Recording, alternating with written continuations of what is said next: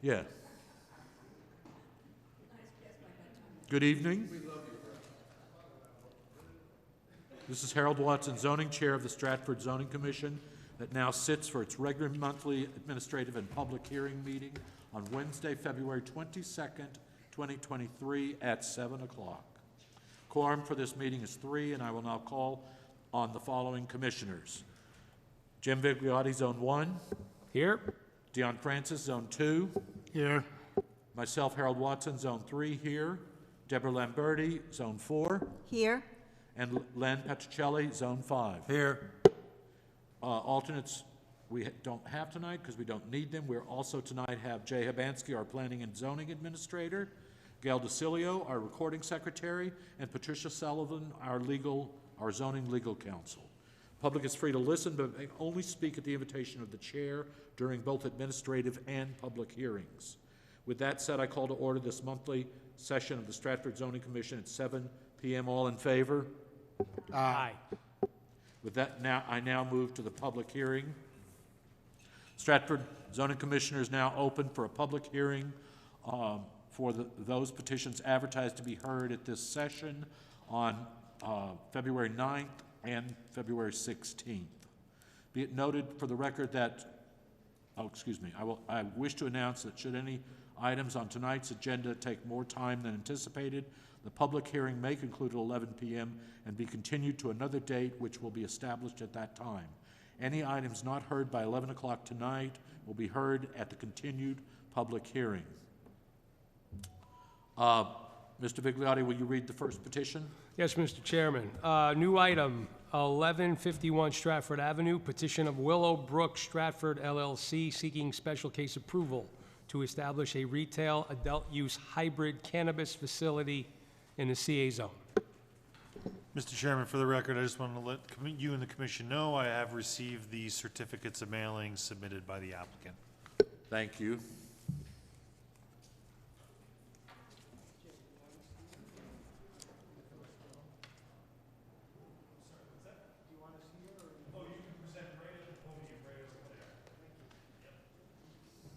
And please, each of you introduce yourself with your name and your town if you're from Connecticut, so that our recording secretary can get that information. Good evening, Mr. Chairman, members of the commission, Mr. Urbanski, Attorney Pat, Attorney Sullivan. My name is Rich Roberts. I'm an attorney with Halloran Sage in Hartford, here representing Willowbrook Stratford LLC, seeking a special case for a hybrid dispensary facility at 1151 Stratford Avenue. It's a combination medical and recreational facility. The applicant is an affiliate of Verano, a national organization out of Chicago. Presenting tonight in addition to me, will be Anthony Marsico, an executive vice president from Verano, who will discuss operational and corporate issues, just basically the day-to-day of the facility and what their experience has been nationally. Kermit Hua, principal of KWH Enterprise LLC. He's the traffic engineer who did the study that is part of the package that's been provided. And in addition, I'll have my colleague Alan Curto, also a partner at Halloran Sage, present with respect to the Architectural Review Board comments and what the applicant proposes in response to that. As you noted, we've submitted the site plan, the floor plan, the certificates of mailing. We have a picture of the sign, and we've also submitted a summary of the sensitive uses within the half-mile radius as required by the special permit regulations. The facility at 1151 Stratford Avenue had been a Webster Bank branch with a drive-through window. More recently, it's been a beauty supply sales. Dispensary of this type is a permitted use in the CA zone by special case approval. The neighborhood, as you all know, is on a state highway. There is a substantial amount of commercial activity up and down the road, and there's interspersed fair amount of multifamily residential housing, particularly to the south of it. It's not anticipated that there would be any meaningful amount of pedestrian customer traffic to the facility. We believe that the materials that we've submitted have satisfied the special case criteria, showing that it's in conformance with the requirements of the district in which it's located, that the location and the intensity of the use is compatible with the neighborhood. It's basically a retail customer-oriented use, that the proposed use is in conformance with the plan of development, conservation and development as a retail use in the CA zone, and by making it a special case permit, the commission has generally endorsed the concept that it's consistent with the POCD. The additional criteria regarding traffic, we believe, have been satisfied. The materials include the traffic study that Kermit's going to kind of summarize. The anticipated traffic, perhaps other than right at the outset, is not anticipated to be any materially different from what it had been when it was a bank. The additional criteria regarding emission of noise, light, smoke, odor, and gas, and so forth being noxious, because it's a dispensary of sealed products, the odor concerns that sometimes come up in conjunction with a cultivation facility or a manufacturing facility should not be an issue here. There's no evidence that it would adversely affect the tax valuation of any of the nearby properties, and it should not create any fire or police hazards. In addition, you have the criteria in section 15B. We believe we have satisfied all of those as well. The sensitive uses are not ones that are likely to be significantly impacted by the location of this facility in the neighborhood. And all of the separation distances and the numerical cap are satisfied in the case of this application. The security requirements will be met, and Mr. Marsico can explain in greater detail any of those that you have concerns about, but most of the things that you are prohibiting in your regulations are also prohibited by the state laws and regulations that they would be operating under. Just to summarize the response to the comments and conditions in Mr. Habansky's memorandum, numbers 1 through 4 regarding the licensure, those are not an issue. Number 5, likewise, is not an issue. Number 7, regarding the invasive species, I admit I had to Google to find out what that bush was. It's the big one with the blackberries. They're perfectly willing to remove that. The only comment that we may have some concerns about is taking the additional stormwater off and putting it underneath the parking lot. You know, we understand everybody's under the MS4 obligations and so forth, and the engineers are highly sensitive to that sort of thing. But at this point, all we were planning to do was basically resurface and restripe the parking lot. And as a tenant, you know, we weren't going to be making the capital improvement at the outset of rebuilding the whole parking lot, which would be what would be required in order to create the subsurface drainage that had been called for. You know, we make this request respectfully because we're not proposing any increase in the impervious surface from what currently exists. There's not going to be any increased runoff or stormwater drainage from what currently exists. And, you know, if the commission is, you know, adamant about that condition, we would ask that it be put in at whatever point we decide, excuse me, to rebuild the parking lot rather than as a condition to open up at this point. And with that, I will turn it over to Mr. Marsico.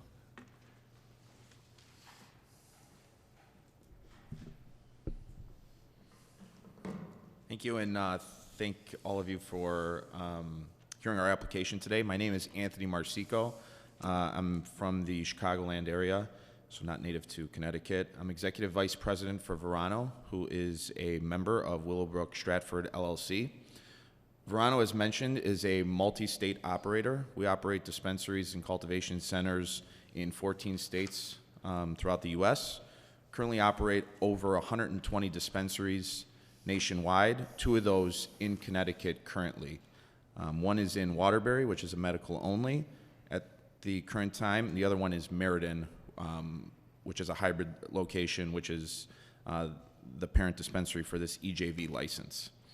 We operate under the retail brands Zenleaf and Move, MUV. What would be proposed here would be a Zenleaf dispensary, similar to the other ones in Connecticut.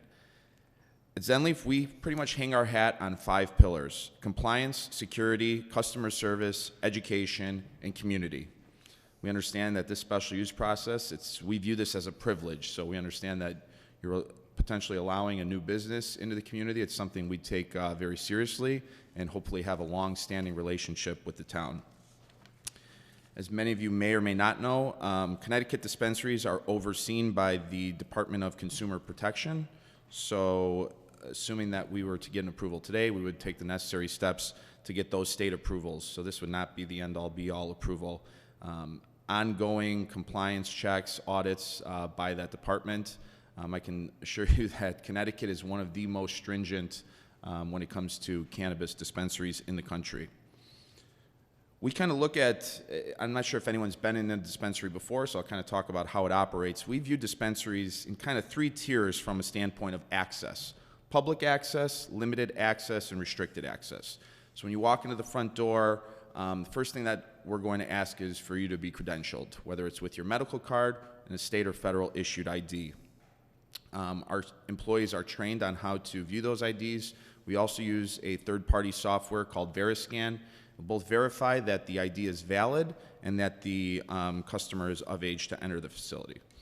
Once the customer is credentialed, they will be allowed to enter the dispensary in the limited access area, or the sales floor. They'd be greeted by a member of our staff. At this point, first thing we want to do is gauge their cannabis knowledge. It's extremely important for us to make sure that no one who leaves our dispensary is leaving without knowing exactly what they're purchasing, how to dose it, how to use it, so there's no adverse effects that would happen outside of the dispensary. Go through our list of products. If it's a medical patient, we'll find out the ailments that they're looking to seek relief for. If it's for a recreational customer, what type of effect they're looking for. Go through our list of products, find out a regimen that best fits that customer's needs, and they would proceed to the checkout counter. At that point, they just complete the transaction, and the expectation for us once the transaction is completed is that they leave our facility, enter their cars, and exit the property. Absolutely no consumption on site, very strict no loitering policy on site. Our staff is a professional staff, well trained. All of our staff has to go through a state and federal background check. They have to be badged through the department in the state of Connecticut. We also do some additional background checks with respect to retail thefts, things like that, to make sure that there's none of those sorts of employees working at our location. All of our employees will have to wear their badge at all times when on site. Deliveries and product is stored in the restricted access or back of house. All of the products in our facility are stored in a vault room is in conjunction with guidelines laid out by the Department of Consumer Protection. All the products have to be readily stored and secured overnight. I know there was a mention of odor. We use a HEPA filtration system, so even though all of the products are sealed in tamper-proof, child-proof packaging, and they are delivered from a state-licensed cultivation center in the state of Connecticut, we still take that extra step just to make sure that there's absolutely no odors coming from our vault or from our dispensary. We use an inventory tracking system that is linked up with the state traceability system. This is to not only manage all of our inventory, but also avoid any sort of diversion or theft. There is virtually no way for us to manipulate our inventory without getting the state involved. So if there's any inventory discrepancies, We have to open an investigation, view our cameras, and come up with a reason for why that happened. It's extremely, extremely rare. We don't anticipate that happening. Again, very rare. There are a lot of checks and balances to avoid that from happening. Very, very high security standards in accordance with our compliance. We have a robust camera and alarm monitoring system. Virtually no square inch of our facility is not covered by cameras, with the exception of the restrooms. Both the interior and exterior of our building are camera monitored. We also have some additional items for security, like glass break sensors, motion sensors. There are panic alarm buttons, at our reception, behind the counter in the case of any sort of emergency. And our staff is trained in emergency preparedness, active shooter, any sort of medical emergency, and how to deal with those. Talking about the property specifically, we're going to make a significant investment into the property, probably in the $1 million range. That property, I would say, is a little bit tired and could use a little bit of updating. We really pride ourselves on having an elevated aesthetic. So we want to make sure that the experience you receive inside the store from our employees is equaled by when you drive up to our store. There are both interior and exterior improvements to outfit this to a dispensary. As earlier mentioned, we plan to resurface and restripe the parking lot, as well as some landscaping upgrades, which would be in line with what was recommended by the review board. Job creation, we anticipate creating 30 to 40 full and part-time jobs. These are good-paying jobs, and I think one of the advantages we have with being a larger organization is we do offer benefits for our employees. So health, dental, and we also recently just added 401k programs, which is a little bit rare in the cannabis industry. So it's something we're extremely proud of. Tax revenues to the town, and also what we see a lot in other states and other situations is a big boost to surrounding businesses. Dispensaries are overwhelmingly sought as kind of a destination. So the idea is folks are going to come, visit our dispensary, and hopefully shop or have lunch at some of the nearby businesses as well. As mentioned earlier too, we pride ourselves on being good stewards of the community. So chambers of commerce, local outreach programs, fundraisers, things like that. We like to be active in the community. We view it as being mutually beneficial, helps us out to really get our foot in the door with the community, and hopefully we can help some causes along the way. Kind of just in summary about what we talked about, and I'll open it up for questions, of course. Hours of operation, we are seeking to be open, pretty standard retail hours and in line with our other recreational adult use dispensaries in Connecticut, Monday through Saturday, 9 a.m. to 9 p.m., Sunday, 10 a.m. to 6 p.m. Again, not looking to seek any sort of consumption lounge or production. There's going to be no production, no cultivation on site, strictly a dispensary for dispensing the product. With, again, respect to the building, the reason why we really like this site, great access, being on a state highway, sufficient parking, 40-ish spaces, so that's far in excess of what's required by the zoning. So we're really excited to potentially have this dispensary open with your consideration. That's it? That's it. Thank you very much. Mr. Chairman? Yes, sir. Just a few. Yep. Sure. No, that's what we're here for. Hours of operation. Yep. What are the hours of operation? 9 a.m. to 9 p.m. Monday through Saturday, Sunday 10 a.m. to 6 p.m. Okay. And what physical security are you going to have, their physical presence outside of the cameras during the day while you're open? So we have no plans to have physical security on site. We have done that at some stores in Connecticut. We have not done that previously, but if it's a condition, something that you folks would like to see, it's something we would be open to. May I add to what he's saying, because the state of Connecticut has a requirement that you guys pick up any additional police presence that's needed, Sure. particularly in the first year of operation. Sure. Does that still hold for you? Yeah, so stuff that we've done in the past, like grand opening weekend is really where we see heightened business. It dramatically tapers off after opening day. With this store not being open on the first day of adult use for the state of Connecticut, we probably won't see that huge, drastic influx of customers on day one. People really want to be a part of history on that day one. But absolutely, we've hired off-duty police officers, and how we typically have done that in connection with local police is we'll meet with them prior to opening far in advance, at least a month or two in advance. We like to go through our security protocols with them, our security layout, open to recommendations if there's anything additional that they'd like to see, and then we have, if their recommendation is, hey, let's get some off-duty police officers, get them there for at least the first couple of weeks, and then meet with them after that, see what they've seen, if they see any issues, and slowly taper those off. And have you met with our police department here? to Not yet. discuss- So you haven't begun those discussions yet? Not yet. I'm just going to do one more, and then I'll... Go ahead. I'll Yeah, the commissioners. 30 to 40 employees will be working there, correct? Total, correct. Which means they will take 30 to 40 of the available parking spaces in the back. Yeah, I would say total employees, so not for a particular shift. I would say approximately anywhere 8 to 12 for a given shift. Okay. All right, the other commissioner. Deborah, do you have any questions? Dion? Yeah, well, Commissioner over here took a couple of my questions already about the security now. Typically, so you do have other locations, correct? Yes. Across the country? Yep, And and in state of Connecticut. and in the state of Connecticut? No, typically, when you do have security, are they armed? Again, it's kind of, we have those conversations with local police departments. Depending on the company we use, typically the companies we use are ex-police officers or ex-military who have these companies. Some police departments are adamant that they do not want armed security. They want to be the only ones with guns. Other police departments are adamant that they do have armed security. So again, it really would be part of the conversation with local police department. We don't have plans to have physical security on site currently. Again, if it's at the recommendation of this board, it's something we're open to talking about. Okay, and I did hear you said you had extensive security cameras Sure. and certain protocols you have to go Yep. through. Now, what about the glass? Is that any kind of tempered glass, bulletproof glass, just for, Yep.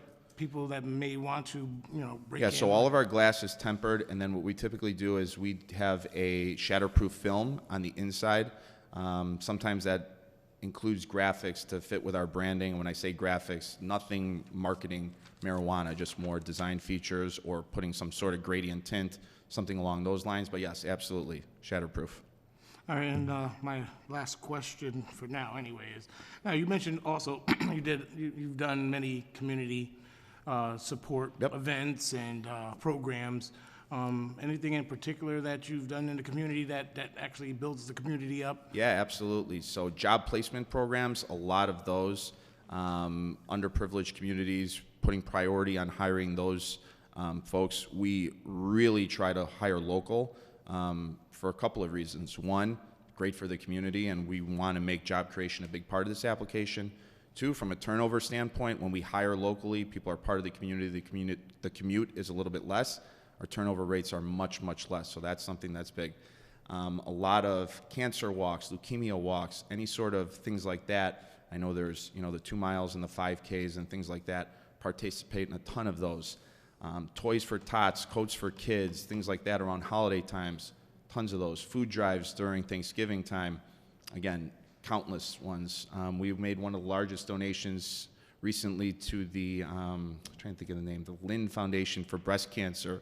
Just recently donated $150,000. That was part of a national program across all of our dispensaries. There's also been days where we will donate a portion of proceeds to a certain cause. So tons of things like that. We'd love to work with you guys if there's specific causes in the town that we could be a part of. Yeah, that's it for now. Thank you so much. James? All right, so it's a week after grand opening. Yep. And I walk into your dispensary. So what does it look like? I mean, are there shelves filled with product and Good you kind of question. Yeah. self-serve, or how does it work? No, great question. So you're going to walk into our dispensary. First thing that's going to happen, you're going to be greeted by our reception staff. The reception area will be secure from, again, the limited access area or the sales floor. So you're going to be credentialed before walking into our store. Once we verify that you have a valid state or federal issued ID and you're of age to enter our facility, you will be entered through the reception area onto our sales floor. You're going to be greeted by our staff. There is no product on our sales floor. Any sort of packaging, marketing material will all be dummy packaging, no live product on the floor. All of our product is stored in the limited access area and in our vault. So we will talk through products based on, again, any sort of educational materials we have.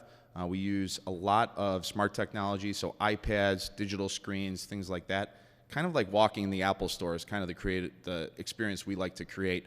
And again, every customer is a little bit different. So a repeat customer, typically they're probably going to be in our store no more than 5 minutes. A large portion of our return customers order products online. We have an online ordering platform.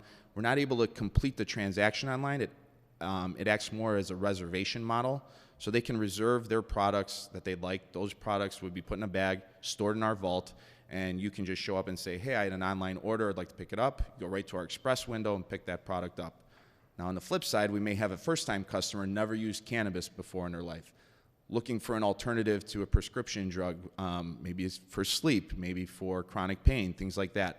We're gonna spend a lot more time with that person to understand, how do you want to use this product? Do you want to use an edible? Do you want to use a vape? Things like that. And again, make sure that anything that they leave our store with, they're absolutely certain how to use that product, how to dose it. Once we have an understanding of what products you'd like to purchase, you're going to head to our checkout window.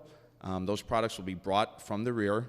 Our vault room will be brought up to the checkout counter. We'll verify the products that we chose. Once again, double check that you know exactly how to use each one of those products. Transaction will take place.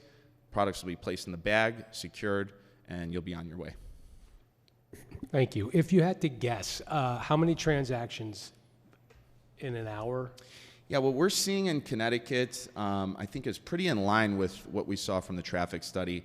I think in non-peak hours, maybe 15-ish visits an hour. Peak hours, maybe 20, maybe 30 if there's something special going on. And the vault will have to be open 15 times per hour then? So Ish, one at correct. Yep. The product that you sell, the cannabis, does that come from the state of Connecticut? All products that are sold in our dispensary have to come from a state-licensed Connecticut processor or cultivation center. All the products have to have conducted third-party lab testing. So they're tested for fungicides, pesticides, microbials, metallics. Every product is in finished child-proof packaging.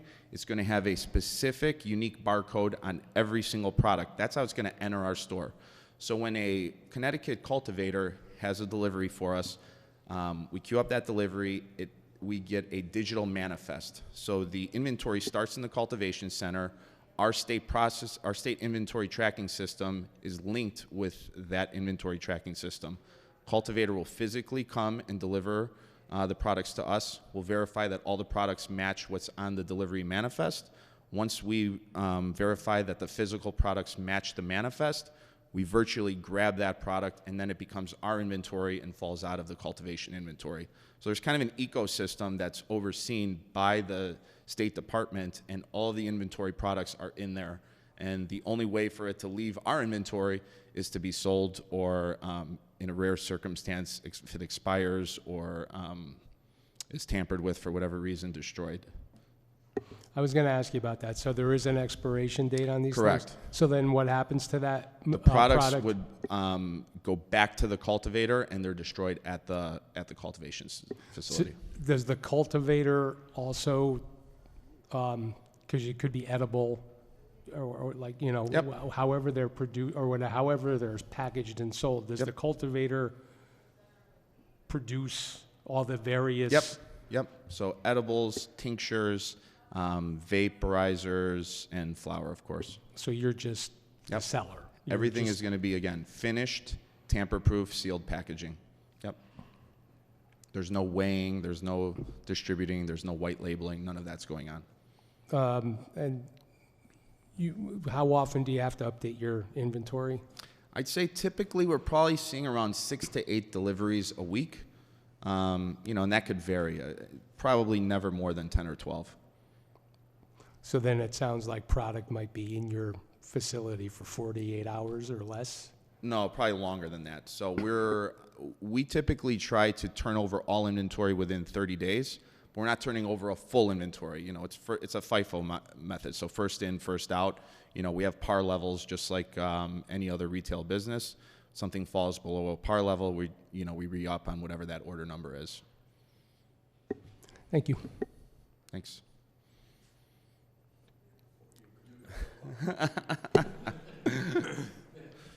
What steps are you going to take to make sure the drive-through is not used? And not even drive-through, I mean, legally you can't use it, but you want to block people. What steps were you planning on taking to block that off? Correct. So the first thing that we're going to have to do is readily secure that window. It is going to have to be in accordance with the Department of Consumer Protection's guidelines. So it's going to have to be readily secured. That window cannot be in the rear of the building. Same thing, tempered glass, shatterproof. As far as actually driving through, I mean, we're happy to put a post or a cone if it's. Something to block it so they don't drive through? Yeah, that's Okay. that's And where do totally you fine. plan on receiving the product when it comes in? It'd be in the rear of the store. So delivery protocols, when a delivery is scheduled to come to our store, we make it clear that we do not want a specific time so that there's no way for any sort of bad activity to be planned. So what happens is we'll get a window. You know, they'll have a delivery between 10 a.m. and 2 p.m. Cultivator will call when they're approaching the dispensary. We would have a staff member walk outside first, make sure that the cultivator employees are badged. They'd have a walkie-talkie with them. They would radio into the inside of the dispensary with an all clear. We have usually a code word for all clear and a code word for distress. Assuming that everything is all clear, those products would be delivered in. The delivery process is completed. Same thing, an employee will exit the building, make sure that there's an all clear signal, and the delivery drivers would leave. What's the frequency of delivery? I mean, I know it'll vary based upon sales. But Yeah, approximately 6 to 8 per week. Maybe at peak times, you know, around Christmas time. We really do follow traditional retail. So Christmas gets a little busier, Black Fridays, things like that. Believe it or not, it does get busier. You know, maybe 10 or 12 a week max. We're talking a box truck, not a Correct. tractor trailer. Yep. Yeah, most of the time they're like Sprinter vans that are outfitted. Again, the department has specific guidelines for how those have to be outfitted, GPS, et cetera. Hi. One little question. Yep. Since you plan on renovating the outside and the Yep. inside, couldn't the drive-up be eliminated? Yeah, the issue with that is we don't own the building. So we've talked about this with the landlord. And, you know, for the future marketability of the building, the potential that we move out 5 years, 10 years, 20 years from now, they'd like to keep that drive-through canopy. That's at least the current conversations that we're having. We can revisit those. Again, unfortunately, we don't own the building. But I can say that, you know, we run into a lot of these situations. This building's actually pretty unique, but we do a lot of vacant bank buildings. And almost always, you know, they have the canopies, and again, we readily secure the drive-through window. We're happy to put a post or something in there if this board doesn't want to see cars driving through there. You know, we can make that concession pretty easily. Real quick one. All right. I don't know if you've said this already or not, because I remember you did talk about when a customer comes in, they had to provide their medical marijuana card. There was certain kind of guidelines or protocols you'll go through just to confirm and verify that they're able to be there. But you also said this is hybrid. So if somebody's coming here for just recreation, would they show you their ID? Do I have a membership card? Yep, just a state or federal issued ID. We would visually look at the identification, and then we use a third-party scanner called Veriscan.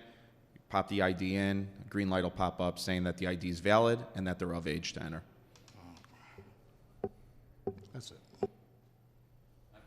Yep. Thank you. In your traffic study, you had said that your numbers were given as the highest peak at mid-afternoon. But I looked through your survey results, and one, I don't think you factored in COVID well enough into all of this. But I also don't think that you factored in the fact that we got 2 new exits off 95, and we are redirecting traffic as much as we can down Ferry Boulevard at that point. So that's something that makes me a little skeptical when I look at the numbers and the usage there. But it's a commercial structure that we want to see filled and not sitting empty. So I'll just let that pass, but I will bring it up as a point for you guys to think about, because there might come a point where we've created another traffic problem in that area. I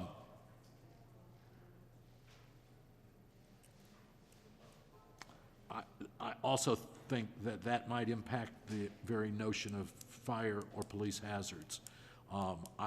In my reading, and I've read up on these facilities all across the country, that year one is the biggest problem when everybody's going in there regularly.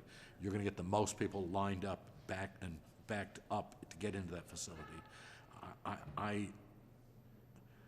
We had another facility one town over that was their initial problem in year one.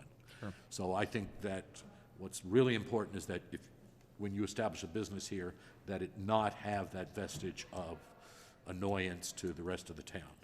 Absolutely. I think that's critical that you guys do this right, because we're doing something that's already breaking enough boundaries. So I cannot impress enough on you that you really need to spend some time thinking about this. The other comment that I'd like to make is Ferry Boulevard is not, it might be considered by the DOT to be a highway, but it's also a local road. Sure. In our town, and it's right next to our historic district. Yep. And it's right next to one of our biggest parks. Yep. So there is pushback that's deserved from our town about this, and you have a part to play in how well you can get that to be received. When it comes to MS4, we are a coastal town. Right now, we have 5,000 of our population that's in danger just a short distance from where you guys are coming in. So if we asked you to do something to keep the rainwater on your property, it's the same thing we're telling everybody else. Sure. So I really expect to hear that we'll do what you need to have done, because we're telling that to everybody, because it's our citizens who are getting flooded, and it's only going to get worse. And if you can save an inch of water on your property rather than it going down into our bay, where right now, the Long Island Sound, they're spending hundreds of millions of dollars doing excavations of soil that's just all washed down from here. So I hope that you'll come back with enthusiastic, that our town engineer will say they're doing the right thing. Understood. The other thing is, I spent a good week and a half in Chicago riding their bike lanes, fully integrated into all kinds of transportation. Stratford has made a commitment. We have a complete streets ordinance that we want every business to have bike racks. We want every business to be visited by people on bicycles. I know that if you're going to encourage people in cars to come and buy your product, then we've got to also consider people on feet and people on bicycles. The other comment, you said that you didn't expect much foot traffic. You live in an area, I mean, you'd be opening in an area where you're within walking distance of our minority, low-income community. So you can better believe that you're going to have people walking in there. So you need to make sure that you have that as part of your exterior welcome to our facility kind of thing, because it's not just a parking lot.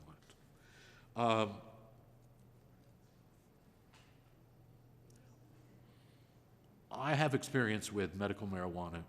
My partner died from cancer. I know from visiting time and time and time and time again what a benefit it was.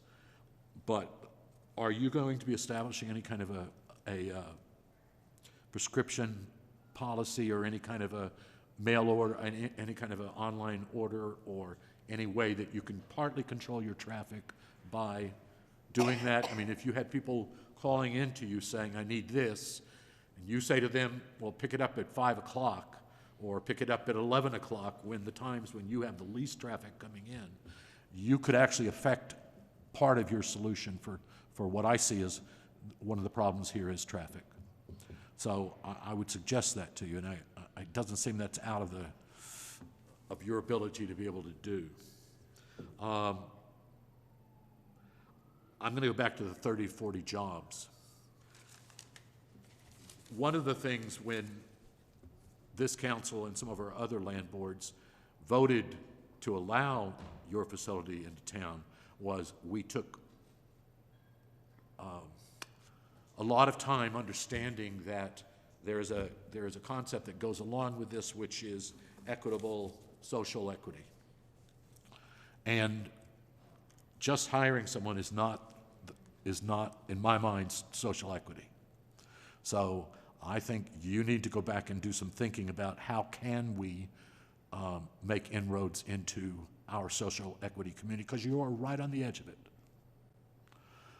And I think that would go a long way to getting the acceptance in town for a good portion of our communities. What else? Oh, on your plans, you have common vegetables, which would only imply that there's someone else using the building with you. Is there someone else using this building? There's not. So there's a second story, and I want to address a lot of the other things you said because you brought up some great points. There's a second story that is not going to be utilized. It could potentially be used for some non-cannabis storage, like supplies or T-shirts, things like that. There's no intention to have that subleased or sublet because we don't want to affect the parking ratio or anything like that. So are we to assume that that will be unused? Correct. Are you taking the lease on that property? We have the lease on the entire building. Okay. Correct. So is there a need to have common vegetables? I think that's just the way the building is set up. And if there is some storage, the reason you have that is if it's non-cannabis storage, let's say any sort of exit bags, cleaning materials, T-shirts, things like that, if it is common to the dispensary, then we have to surveil it in the same way. We have to, it just causes a little bit more issues with the department. The reason I bring it up is it seems to me that you're opening yourself up to a legal problem. Who polices that common area? I Do you understand what I'm saying? If your cannabis store is inside the boundary, but your common areas are outside the boundary, who is responsible for the common area? I mean, we're going to be responsible for that. So Absolutely. then it's not really a common area. Yeah, I would call that again like the public access area where you would enter in, and that would be like Because that part was of our one of the reception. questions that I got from our engineers saying, what is this second floor? Sure. Is it part of what we're here voting on? Or are you going to come back and say we're going to put beauty supply on No, that second floor? definitely not. Because I think what you're doing limits that use of that second floor.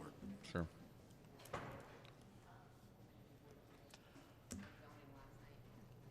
I have more that I can ask, but I think I've done it. Jay, did you want to make any final comments? Do you want me to respond to some of those? Because I thought you brought I up would some, love you to, I thought you absolutely. brought up some great points. In fairness, yes. Yeah. So the big one, it sounds like there's a lot of concerns with traffic, and totally understand. I've been a part of now, I believe, 7 states transitioning from medical to adult use, and you are correct. Overwhelmingly, and I would maybe par it down from year one, and it's very state specific. That first month where a state flips from medical to adult use is usually tremendously more traffic, and it tapers down really quickly. And again, people want to be a part of that history of, hey, cannabis became legal in my state. There is overwhelming support nationally for cannabis. Recent polls have upwards of 90% support for medical cannabis, in the mid-60s for adult use cannabis. So people really want to be a part of that.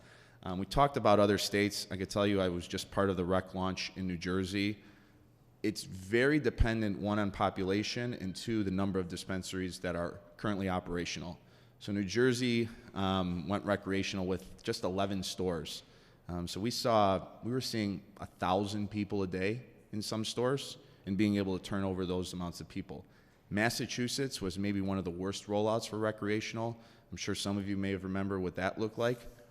2 stores in the entire state were approved for recreational. One of them was in a very rural town. It was a logistical nightmare.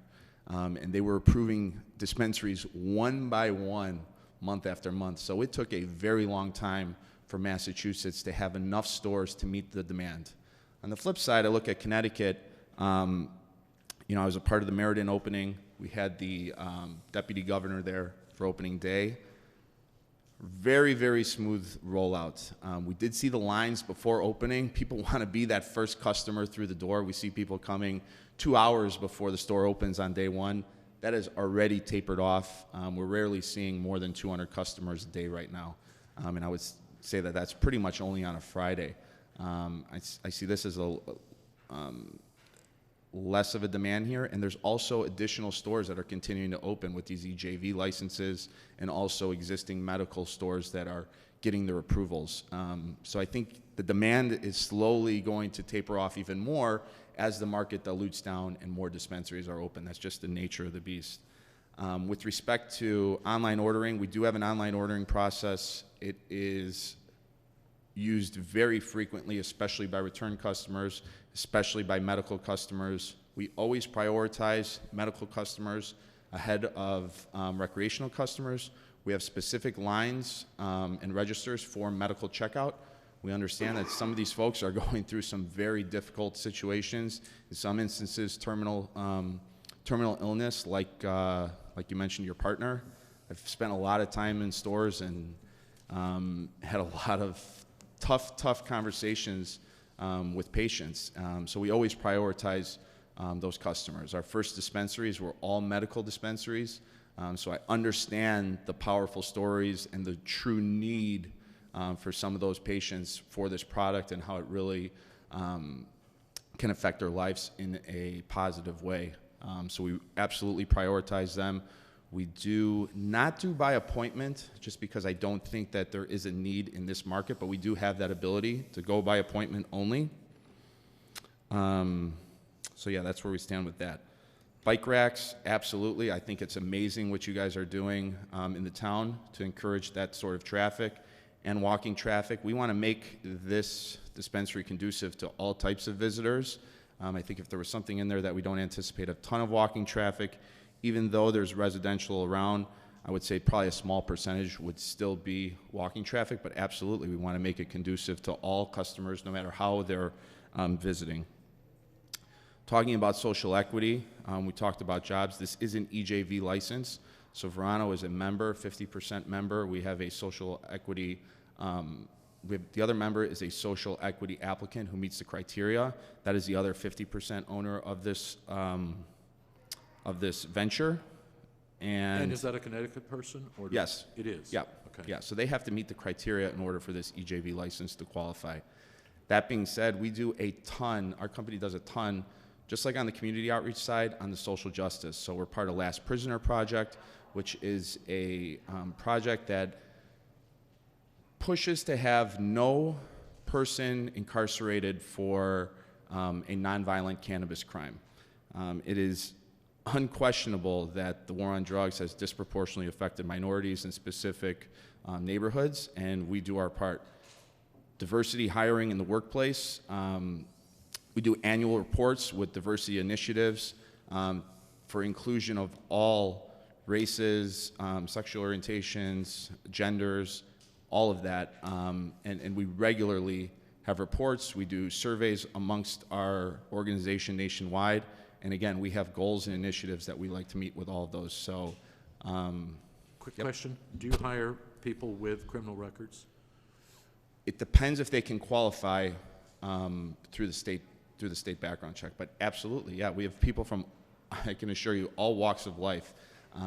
As long as they can meet the criteria for getting state badged, we welcome them. One that we really do shy away from is if retail theft comes up on our S2 background check. So that's one that really, most of the time, we rule that one out. Jay, anything final? Gentlemen, ladies, anything? Thank you, then. Thank you for your consideration. We're now going to hear from the public. Yep. Oh, one more. Oh, one more, sorry. That's our traffic consultant, so. Okay. Good evening, Mr. Chairman, members of the commission, staff. My name is Kermit Hua for the record. last name Kermit as the Muppet Kermit. The last name 3 letters, spelled as H-U-A as Apple. All right? For the record, KWH Enterprise LLC, 277 Reservoir Avenue, Unit 1101, Meriden, Connecticut. I will be brief, and will be glad to answer any questions. The first question the chairman asked about the reliability of the traffic data because of the COVID and so forth. Let me answer that first. The way I use the counts is, DOT, they have traffic count, because this is State Road 130. They have count stations. They do counts every several years. So my study is based on their eastbound, westbound counts, essentially on 130. As for other locations, they most recent probably the counts probably were either 2020 or 2021 during the COVID, which is lower. So the way I did it, I used the pre-COVID counts. The most recent one is 2016, and I also applied a 1%, assuming there's no COVID and there's a 1% growth. So projected that to 2024, assuming we're going to have a facility running in 2024. May I interrupt you for 1 second? Yes. I understand what you're saying about that, and I understand how you came up with the two for comparison. My point I was trying to make is that intervening between 2016 and 2022 were 2 new exits on 95 that the traffic is directed right off Ferry Boulevard.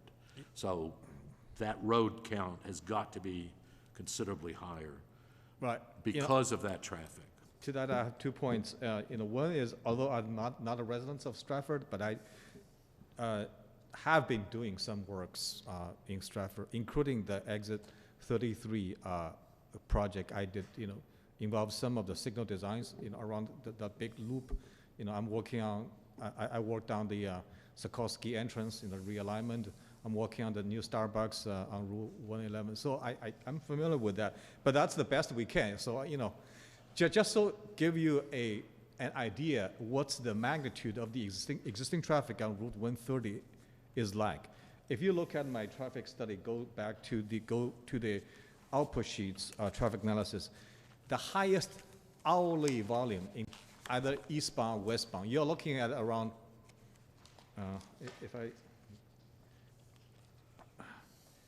if you look at the appendices, say, if you lower right-hand side, there's a page number. If you go to page A26, on the analysis sheet, they have eastbound traffic, eastbound through eastbound right, westbound through westbound right. So even during the highest peak hour, which is weekday afternoon peak hour, each direction of traffic peaked at around 300 vehicles per hour. So what does that mean is, for traffic engineer, we typically have a rule of thumb capacity we use for per lane per hour. That number usually is around 600. There's argument. So you think about, compare 300 with 600. Even during the busiest hour, you're running at a 50%. In other words, there is a spare capacity on Route 130. That's no question about that. Obviously, whether we have redirected traffic as a result of Route Exit 33 project, probably, may be a reasonable argument, but I would say it's not really going to change the picture a lot. That sort of tying to the capacity analysis, we don't see any issues with this site being occupied. We're looking at levels of A and B all across the board. I saw that. For people getting out of the driveway. So there's more than enough gap for people to get in the drive just because the volume is not that high. And also we have the benefits of, if you think about it, we have 2 signals on both sides of it. That's sort of as a meter, as a tap, if you will. You can, when you turn red, it's sort of turn off the tap. You create additional artificial gaps for people to get out. So I'm not too concerned about the traffic capacity of it. And the other point I want to make is, Anthony mentioned this was previously a Webster Bank.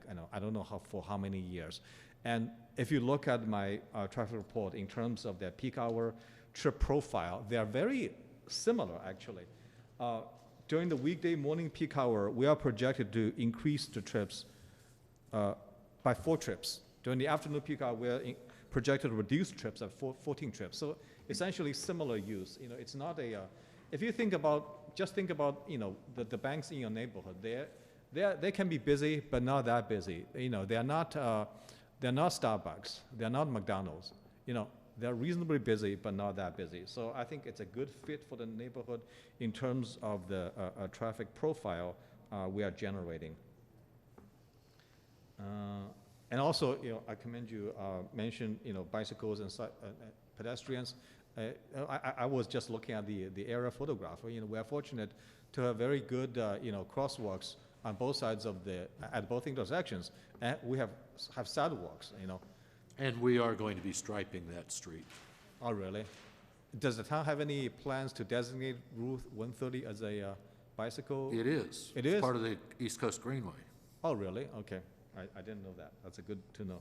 Yeah, but, you know, I will assume there will be some expert level riders, not sort of everyday riders, because it's not striped. There's, you know, no sharrows or stuff like that. That's good to know. And up where you're working now, up on River Road. Oh, okay. That's also projected to get striped.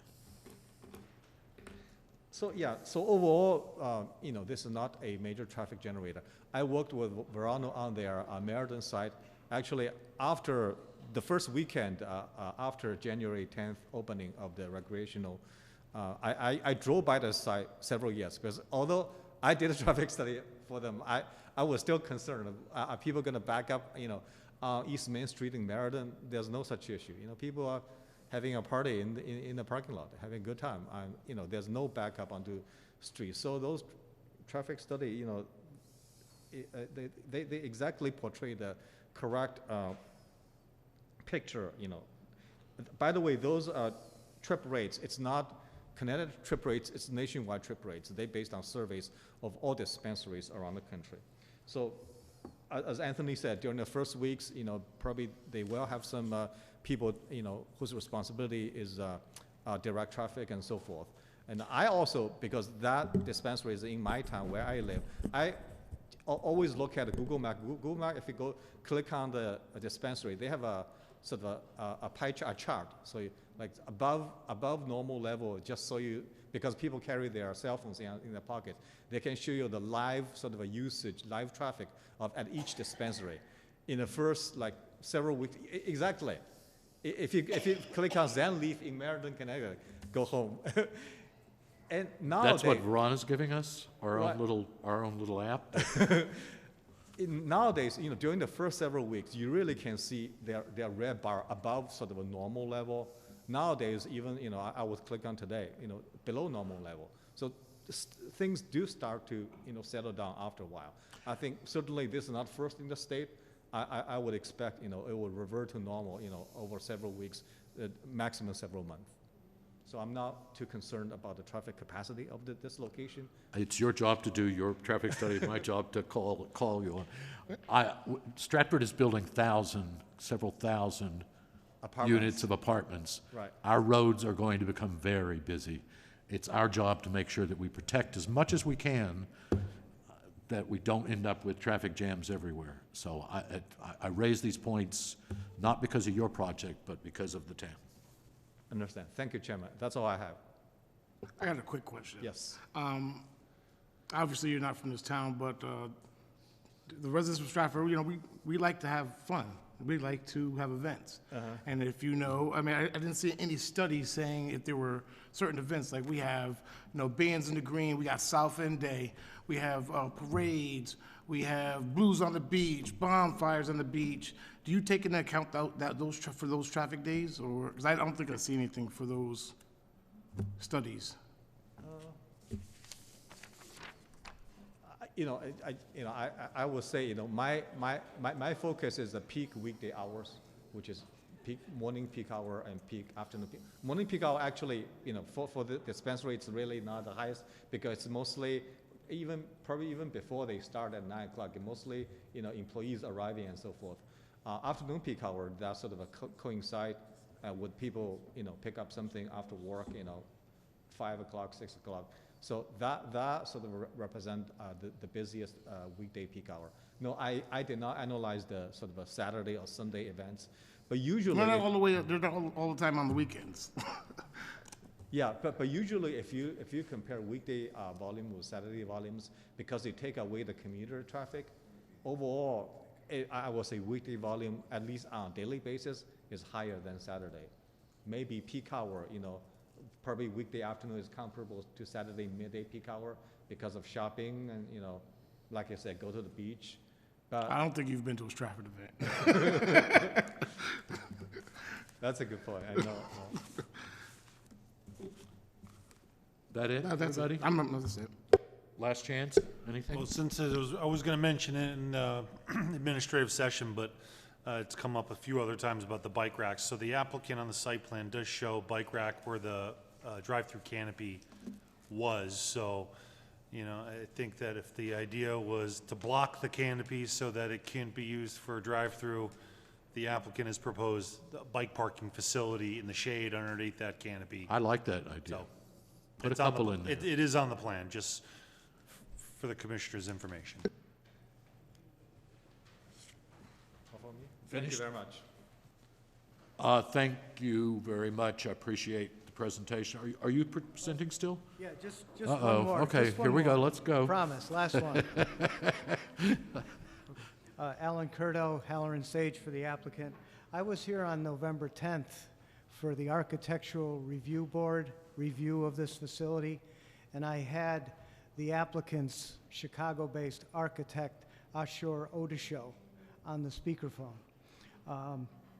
So we were able to, we brought what we had at the time for an exterior rendering, and we were just here to present the exterior view and to hear anything they had to say.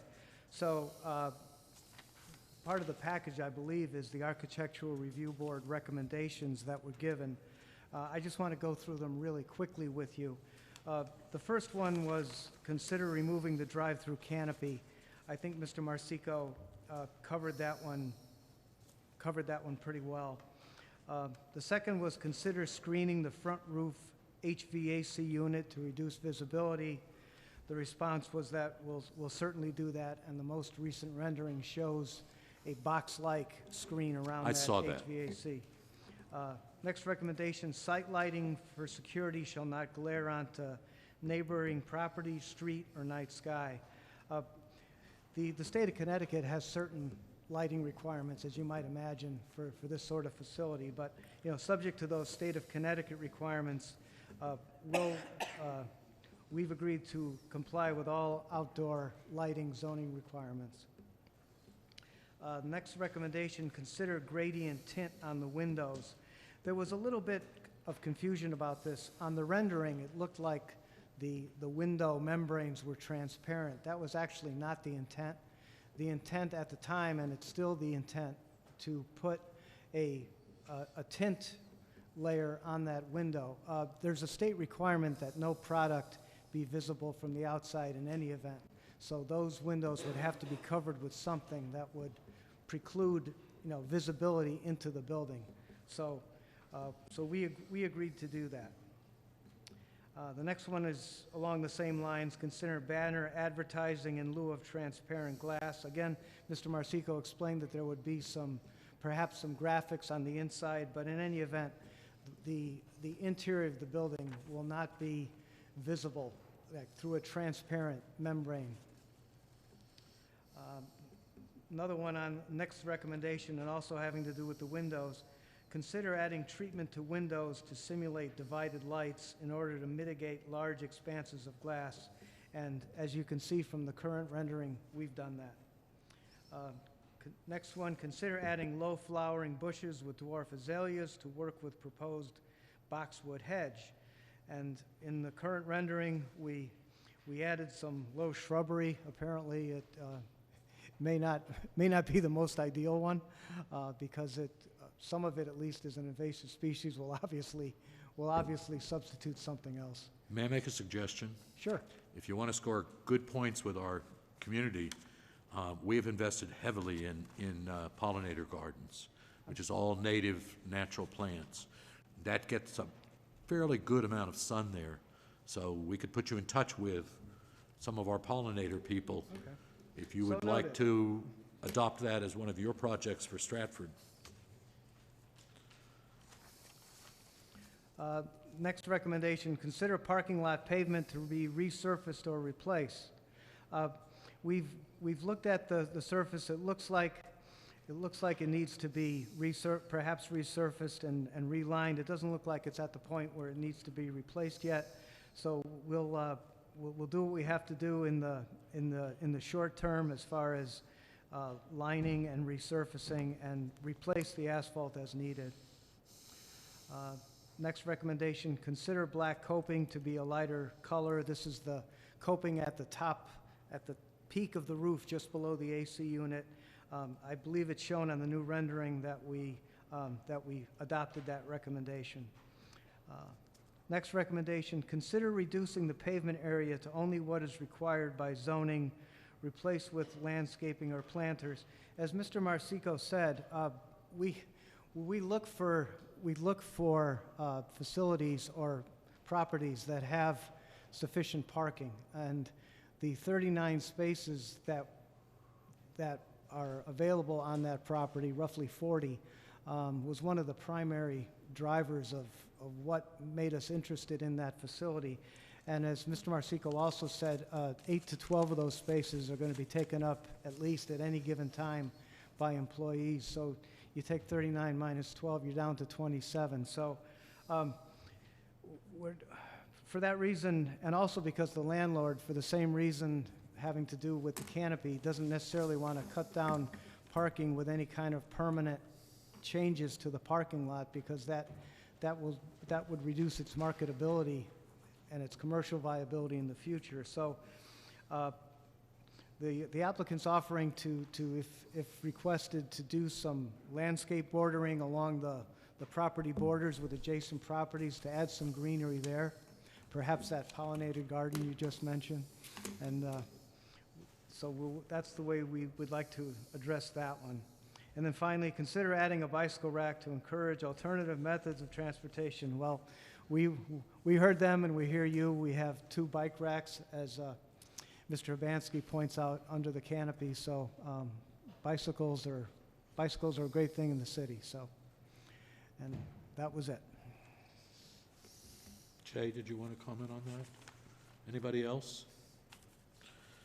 Could you spell your last name? Sure. Curto, C-U-R-T-O. That's all right. No one ever is. Thank you very much. We got a notice from our, I forget who it is, Director of Community Service, Community and Senior Services, who made the comment that she felt like the signage that the signage was not in compliance with our zoning. Mr. Chairman, Has that been straightened out? I want to address that. This application before you today, you are not considering, approving, denying any signage. That's all done completely separately through the permitting process. Okay. And when the applicant applies to install their signage, they will apply for a sign permit. At that point, the zoning enforcement officer will determine whether or not the sign's in compliance or not. Question raised. That's all I wanted to make sure is that we got it there. No questions? Thank you very much for your hard work tonight. Now I'd like to open this up to our community. Is there anyone who wishes to speak in favor of the petition? In favor? No one? Okay. I'll ask again. Anybody want to speak in favor of it? Hearing none, is there anybody who would like to speak in opposition to this project? One at a time. Just be polite to each other. 3 minutes is the maximum time.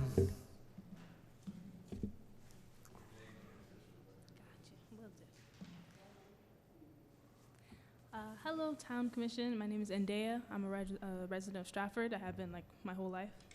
You need a last, she needs your last name and your address. Oh, Andaya Meborn. How do you spell that, please? ANDAYAMEWBORN. And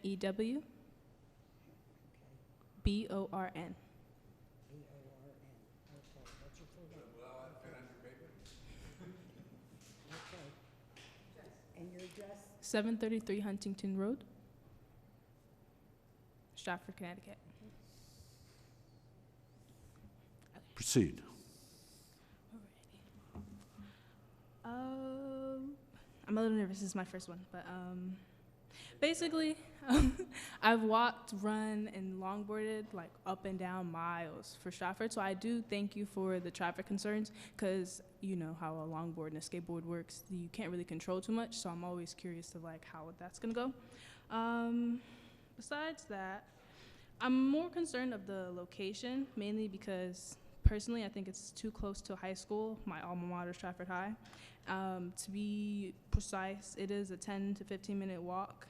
I can vouch that time scale because I've walked that to get like a quick dinner before like real dinner, to get my nails done at Tammy's Nail Salon, or to go to the hair store that's actually in the location they're planning to settle in, which I have the honor of making my first job.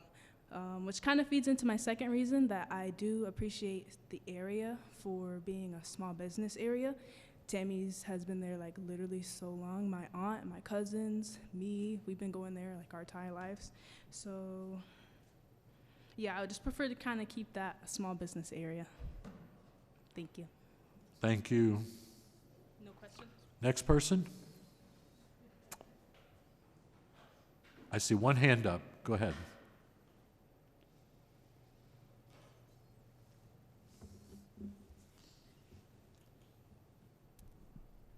Good evening. My name is Jerry Cunningham at 125 Clarendon Street in Stratford. Been a resident here for over 30 years. I appreciate the opportunity to address the board about my concerns. First, though, I'm getting old and my hearing might be going, but does anyone else hear the phrase "party in the parking lot" used by one of the presenters? Is that what we want? Do we want to have a legalized recreational marijuana party in the parking lot of what is now, I guess, a beauty supply that sells medical marijuana? I also thought I heard the phrase 130. And again, I've been in Stratford for over 30 years. That's the first time I've heard anyone refer to Stratford Avenue or Ferry Boulevard as 130. And my point is that it just shows there's a disconnection with the petitioner and this community. I want to preface my hopefully brief remarks with, today while running an errand, driving down Stratford Avenue, I saw a for sale sign outside of 1151 Stratford Avenue, which I believe is the address of the petitioner, where they're looking to have the recreational marijuana legalized. And it raises, of course, a question to me, is if something is granted, does that transfer to the new owner? Does the new owner want that type of business if this property is in fact sold? So certainly, we may be putting the cart before the horse if we're considering granting something to a building and a location that may change hands very quickly. Again, there's a for sale sign outside of the beauty shop on Stratford Avenue. The other preface remark is, I hear the word legal a lot. Well, in almost every state in the union, it is legal to burn coal to generate electricity. But we wouldn't want to site a coal plant at 1151 Stratford Avenue or anywhere near the big apartment complex that's behind it, the residential areas around it. Yes, there's some commercial, but there's also very close residential. So the question here is it appropriate for this neighborhood? Not just, is it legal? And what I really wanted to address, though, is the Planning and Zoning Board has made 4 commitments to the people of Stratford. The first is a commitment to public health. The second is a commitment to public safety. The third is a commitment to the quality of life. And the fourth is a commitment to the general welfare. And in my opinion, and I'll give you a couple examples, I don't think a legalized recreational marijuana facility serves anyone's interest from a public health, public safety, quality of life, or general welfare perspective. Yes, it might be legal, but from the point of view of these four commitments on the part of the board, it does not enhance anything. So let me give you a couple examples. Just the other day, there was a story in the paper about an 11-year-old boy consumed THC-laden gummies while at a Super Bowl party. Now, it happened in Staten Island. It didn't happen in Stratford. And the child had to be rushed to the hospital in serious health. Of course, it raises the question, is poisoning someone with THC, is that a nonviolent crime? You know, poison can hurt just as much as a gun or a knife. So, but the interesting part of the story was that the mother that hosted the Super Bowl party, it was not the child's mother, she was absolutely upset because she had no idea how the THC-laden gummies got into her house. And my point is that if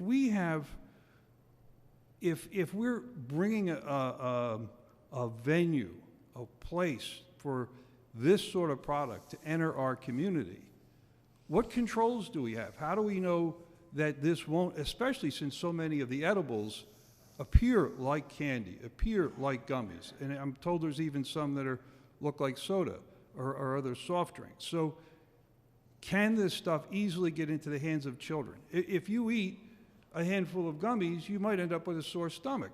But if you eat a handful of THC-laden gummies, you could end up in a morgue. And what child is going to eat one gummy and not 10? So I'm just saying that indictment is not just to this facility, but again, in the context of protecting public health, that's a consideration. The second area is public safety. Now, maybe the technology has changed, but to the best of my knowledge, there currently is no field sobriety test for THC intoxication, the same way there's a breathalyzer if you've been drinking alcohol. So there's no scientifically certain way in the field to pull over somebody driving erratically and judge instantly if they're breaking the law. And I say that because we're living in a time where police are accused of bias. So it doesn't take, a sociologist to figure out the first and the second and the third and the 10th person who is driving erratically under the influence of THC is going to claim that they're pulled over for bias. Another example on the public health side, which I forgot, was my cousin and her husband, a little bit older than I am, and another set of friends decided, what's the big deal with marijuana? Let's give it a try. So they smoked some weed, and they were so stoned, they literally fell down. They had difficulty getting up. They had difficulty getting into the Uber they called to get home. They had difficulty getting out of the Uber to get home. So are we introducing something that will create, people walking around Stratford zombie-like, incapacitated? And one more comment on the quality of life and the general welfare is, I'm in New York City a lot. There's legal recreational marijuana all over the place, or recreational marijuana. I walked by a deli one morning, 10 o'clock, and the construction workers, they're not drinking coffee, they're smoking marijuana right across the street from their job on Madison Avenue. And the question is, if we create a portal in Stratford for the doctor, the dentist, the airline pilot, the school bus driver, to easily access recreational marijuana, how does that help our public health? How does that help our public safety? How does that help our quality of life? And how does it help the general welfare of the town of Stratford? I don't see it. I see it's, in my opinion, and I know I'm sort of not the typical opinion, I'm not in the 60%, but it is all good. I mean, it's no good, it's all bad. So again, if you view this petition from these perspectives, you have to ask yourself, what good does this do for the town of Stratford? We get a little revenue, maybe not, but we get a lot of traffic, we get a party in the parking lot, and it could, there's people living very, very close nearby. The prior speaker said, to wrap up, I stand and opposed to this petition for the reasons of the commitments that the town of Stratford has made to its, the Planning and Zoning Board has made to its citizens, to me, it's diametrically opposed. It serves no good. It's all bad. It'll make people from out of town a lot of money, and it'll make the people of the town of Stratford, they'll just have to suffer through another drug crisis, as if we don't already have one already. Thank you for your time. Thank you. Next person?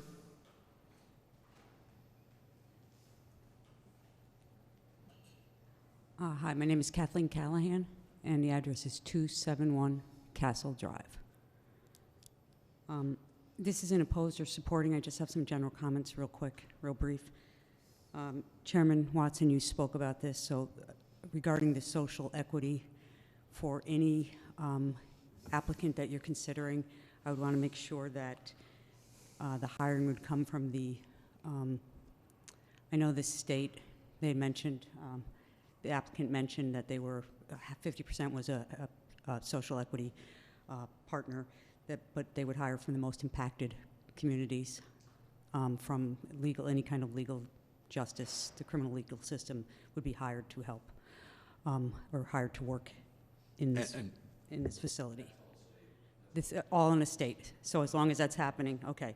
So I would want to make sure that would happen. So, and also, just for the zoning committee in general, I'd want to make sure that I don't know if you can do this, how your hands are tied, but as you're looking to rewrite regulations, that if we could make sure that our town considers these adult use establishments, because it is legal, right? It's happening, and we do need to put places in our community to raise revenue and bring businesses in different places. I understand that. Could we have any control over how many adult use establishments are in a certain area of a certain parts of the town? Only two? in Stratford. No, 2 adult use Only establishments. 2 is all we can have. Liquor stores are adult use establishments. There's already 2 liquor stores right there. No, I'm saying adult use. Cannabis. I'm just saying adult use establishments. There's 2 liquor stores one across the street, one down the corner. That's what I'm saying. So if we can not make this area 2 liquor stores, 2 bars, and a cannabis dispensary, I don't know. I hear you. Thank you. That's it.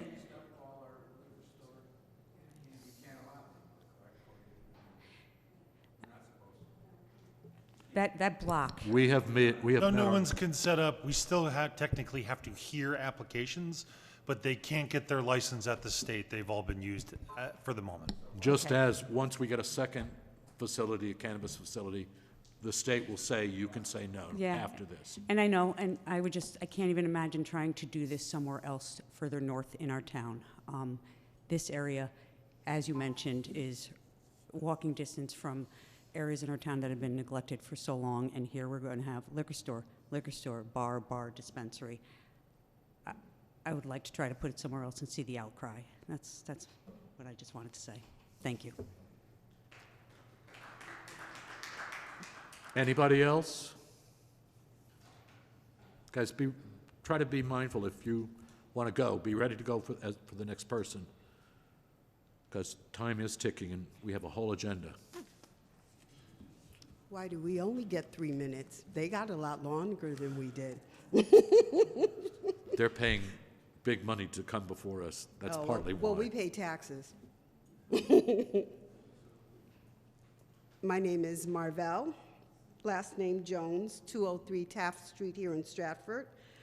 Taft. I pretty much come before you just requesting that, I know that we're going to have the dispensary. I know, because the moratorium, we're going to have 2. I have an issue with the location. I'm sorry. It's in the proximity of 5 apartment buildings with the multitude of families and children. There are 5. 5. Has anybody ever really taken the time to go down that street to look, to see the amount of apartment buildings? There are 3 directly across the street, and 1 next to it and 1 behind. And the one next to it, you can literally walk 150 feet from the dispensary into the first building. There are children walking home from school. There are families there. I think it's a poor idea. I think there are other locations that the dispensary could be placed. You have right off of the highway next to Cumberland Farms, there's an empty building. You have a building, a huge building over there on Stratford Avenue, further down, that Safeway Tire. Use that building. You have a building where 99 used to be. Lots of parking spaces already. There are other places that it can be. I just feel it's a detriment to our community, and it seems like every time these things are coming up, why is it always on the south end of Stratford? Explain that to me. Why? Because it is a minority community? That's not fair. It's not fair. She just said we already have 2 liquor stores. We have 2 bars. Actually, there's 3, like a liquor store every couple of blocks. We have 2 bars. We have 2 breweries. Come on. Now we have to have a dispensary too? It's not fair. It is not fair. And you know what? My money is green just like everybody else's money is green. And I work hard. And I think it is unfair that every time you want to do this, so where's the second dispensary going? Is that going in the south end as well? Is that the plan? It's not fair. We're citizens. We pay our taxes just like everyone else. And I think we should be considered just like everyone else. You're not going to tell me that it won't impact our home values. Would any of you want to buy a home near a dispensary? Would you? Is your house near a dispensary? It's not. Mine will be. Mine will be. And it will impact my home value. Do any of you own homes near a dispensary? You do not. You're peddling it, but you don't own a home near there. I bet it's not. Yeah. Anyway, you know, I just want you to know that the people of the south end of Stratford, we work hard too. A lot of people may not be in the same economic level that other people are at, but we still have pride, we care, and I am here to say we don't want it. I'm also a member of First Baptist Church a mile away from where this is being placed. And as a representative, we don't want it. We don't want it a mile from our house of worship. Okay, we don't. Thank you for your consideration. Thank you for speaking up.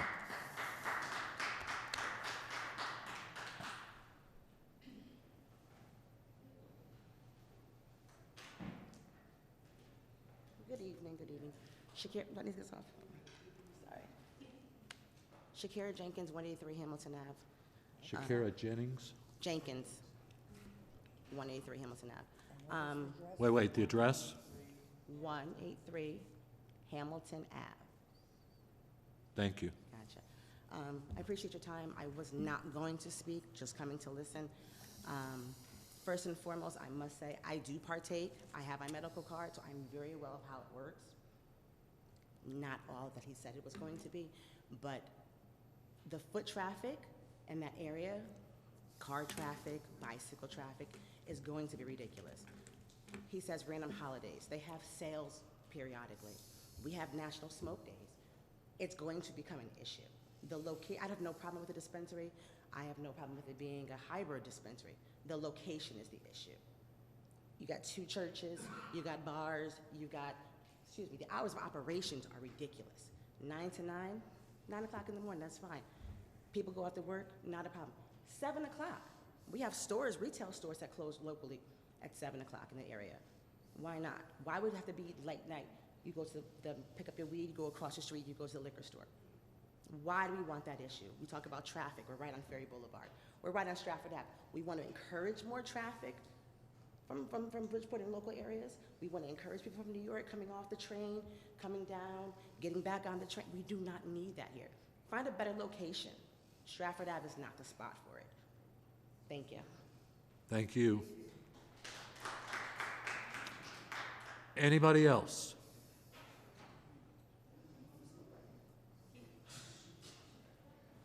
Good night. Good night, everyone. Thank you for your time. Thank you for missed having it. us. My name is Francida Williams, 232 Taft Street. So I would just like to say I share the same sentiments as everyone here. I bought my home 8 years ago because of the location where it was very nice. I walk the neighborhood, just as the young lady says. There's a lot of other people walk their pets right to where I have a problem with the location.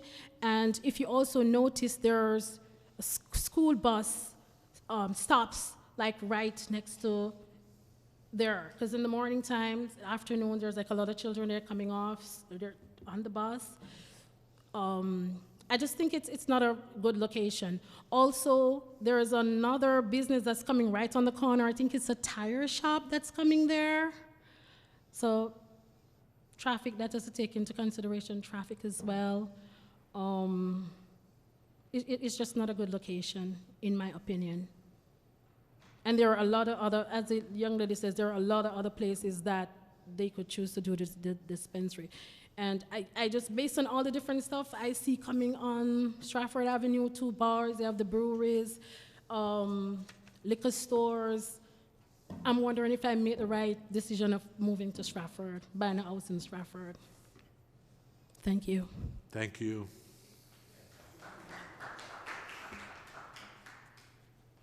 Is there anybody else?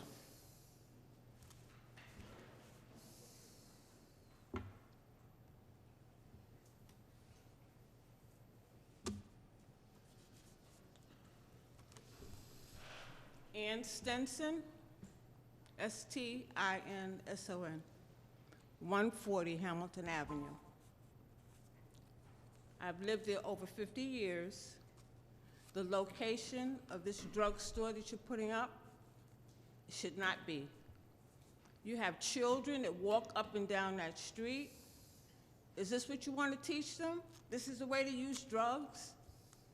It does not make sense. You have school buses, you have children. It takes me sometimes 10 minutes to get out of Hamilton Avenue when something's going on at the beer joints. There's something going on at Shakespeare Theater. The traffic is terrible. You can't get out of the block. Now you're going to put this drugstore there, and you don't know how many people are going to be going in and out. I belong to First Baptist Church. When the church really opens up, you're going to have this dispensing drugs on Sunday. Is this what you want to teach your children? You want to put it in their minds that this is a good thing for them to do? I don't think so. I think this should be denied, and it should not go on. Thank you.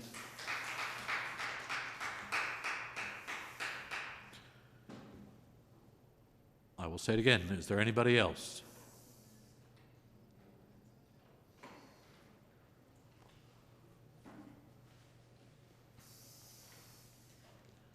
Hi, my name is Kimberly Rice, and I live at 181 Boston Avenue in Stratford. Just curious, he talked about the jobs, maybe I missed, but I was just wondering how much do these jobs pay, and starting, and are there any upward mobility positions? I can only tell you what he had said tonight is that I know he talked about the benefits, but I didn't hear anything about the salaries. Could you? Okay, all right. So just a quick. Rice. Right. Rice. Thank you.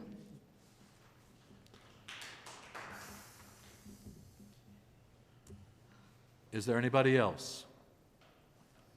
Good evening. Good evening.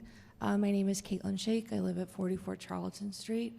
I'm also the 2nd District Councilwoman. This particular application is right across the street from my district, Yale Street.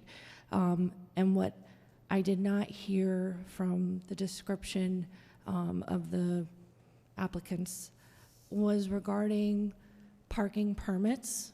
It is a very high densely used area, whether it's foot traffic or, you know, people are leaving some of the places where they can go and enjoy themselves up the street and then come back down Stratford Avenue. On the side streets, parking is an issue. So yes, there are, I think you said 39 potential parking spaces, which is probably one of the only things that I do appreciate about this application.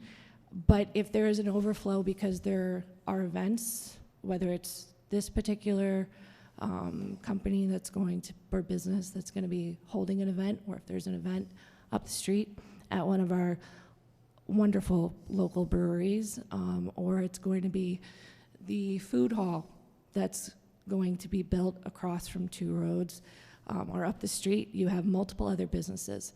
So if there's an overflow of traffic, what are, I guess, the contingencies to make sure that those residential areas, including the apartment complexes that are adjacent and behind, are not going to be infiltrated by customers that are trying to come and purchase whatever it is that they are? That's my first question. If you can't answer that right now, I can come back another time, or you can send me an email. Caitlin, if you don't mind. Sure. I only know from what the state is saying is the state has essentially mandated that they pay us, the town, to manage our traffic problems. And it specifically mentions the first year. So I this has probably all changed since the last time I read it, but they were talking between $100,000 and $200,000 that the local police forces can bill specifically to manage any problems like that that might occur. It's not the whole solution to the problem, but it's, I haven't seen any other retail operation that comes in that says they're trying to address that in some way. Well, that would be one of my main concerns then that I would like to see addressed through zoning, would be, you know, in the event that there is overflow of parking, that street up towards Main Street is mainly occupied by the residents that live at 11 Lofts, I believe, if that's the correct address. So there's not a lot of parking, and that's Stratford, right? We have a problem with parking. But my other main issue with this particular project is also the location. I'm listening to what residents, not only in my district, but adjacent to my district, are taking the time to come and speak to you directly and raise their concerns.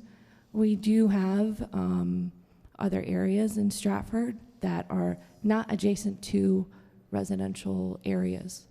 So I would ask that you, as a body, take that into consideration of where there are potentially other locations. And yes, there is the moratorium, so there are two, right, dispensaries that can be placed here in Stratford. But considering, you know, whether there are young children or whether there are elderly people, because across the street, those are my constituents, and a lot of the residents there are elderly also.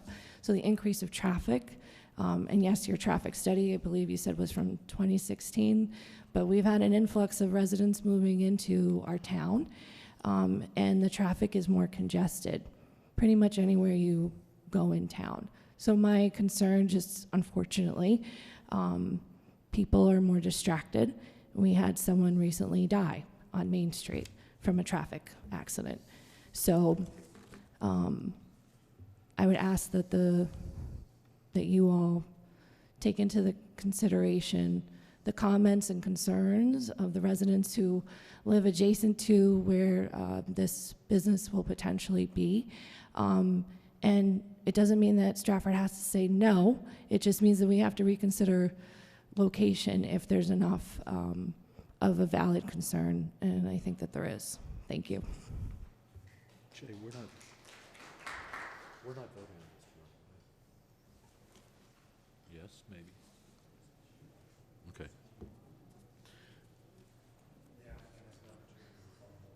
Is there anybody else who would like to speak in opposition? We now will give the applicant a chance to rebut if they would like to.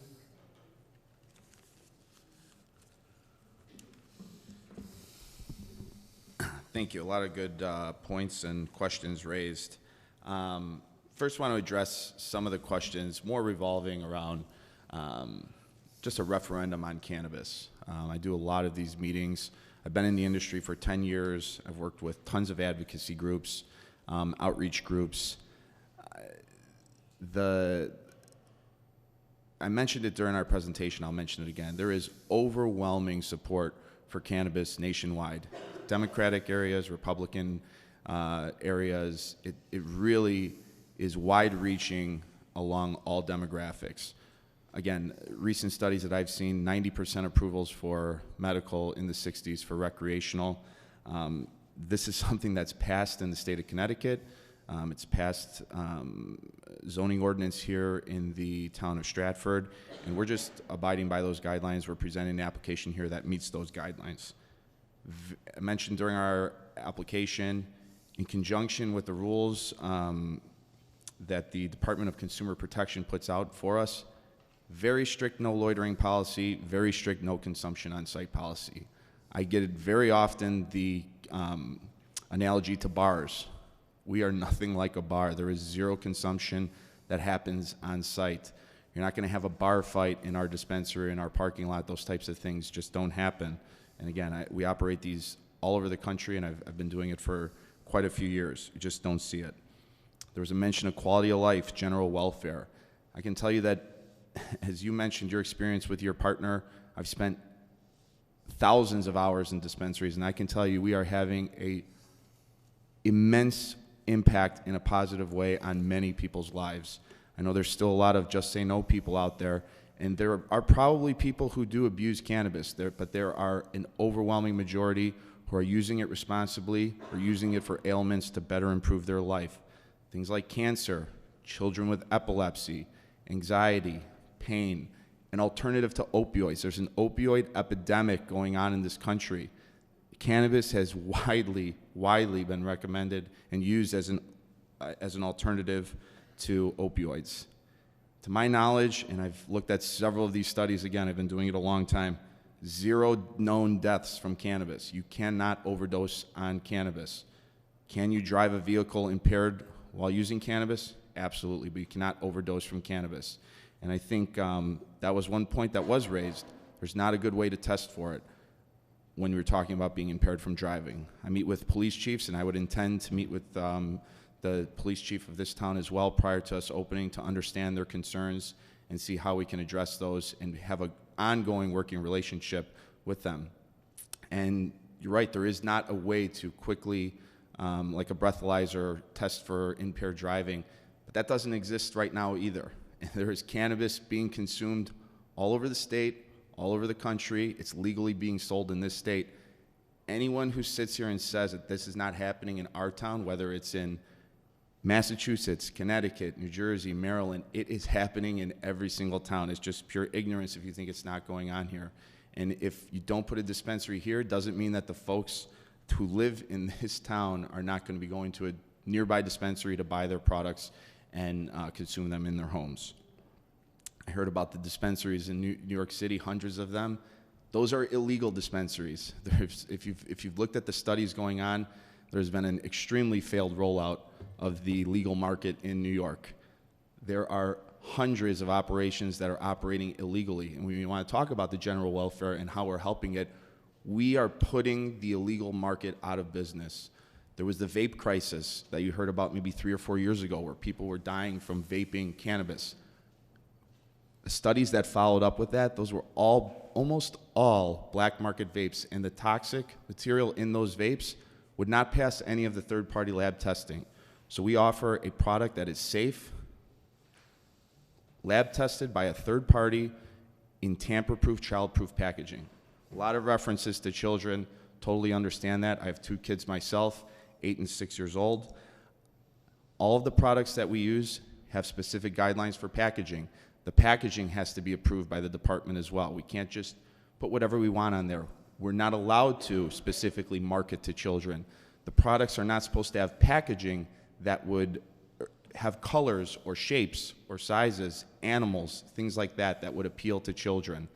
And I can assure you that someone underage is not going to walk into our dispensary. Again, there's too many checks and balances. It doesn't happen. You cannot bring a child into a dispensary. So all of these things are in place. You're not going to see flashing neon lights. We operate with an elevated aesthetic. We try to put on a very professional product, both the exterior and interior. So there's no marketing to children. It's not our target audience. And we would even encourage outreach to educate the community, educate children if there's a way we could partner with why the negatives of cannabis. I've heard a lot, why not just pick another location? It's extremely, extremely difficult to find locations that first fit the zoning that are available.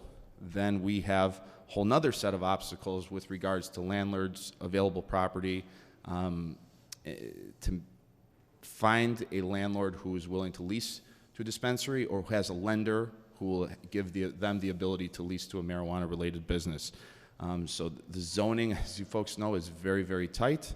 And with respect to sensitive uses, I heard a mile from churches, things like that. Generally speaking, with towns that do have buffer zones, a mile is far outside of the radius.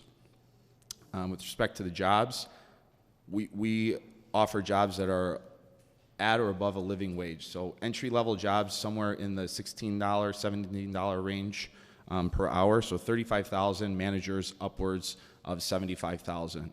We really pride ourselves on promoting from within.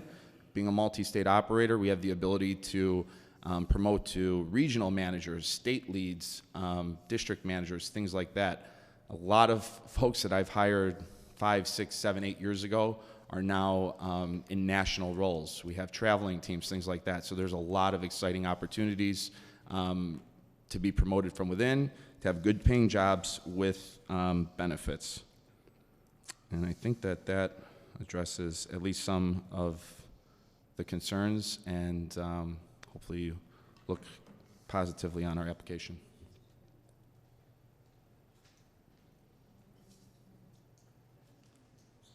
No, I just want to thank you in conclusion for hearing our application. We don't mean to ignore or downplay or, minimize any of the concerns of the neighbors. As Mr. Marsico pointed out, it's harder to find a location for one of these than it is for a Starbucks or a Wendy's for a whole host of reasons. This location was not chosen to, impact anyone in particular. It was just one of the best locations in Stratford that we were able to find. I think that the key takeaway is that we want to be a good community partner.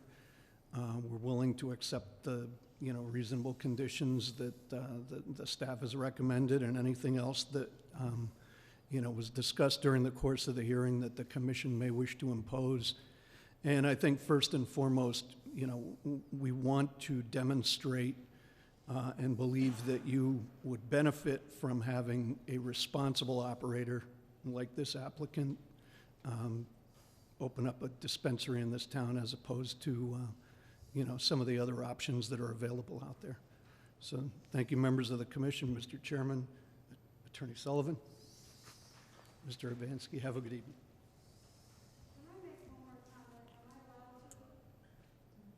No, sorry. No, sorry. He said something that wasn't true. I didn't say that. He said that the church was a mile away. The church is the next block away. I understand. It's the next block. No, I understand. But we in terms of... Why did they give you a chance to say something? And Okay, we have to move on. I'm sorry.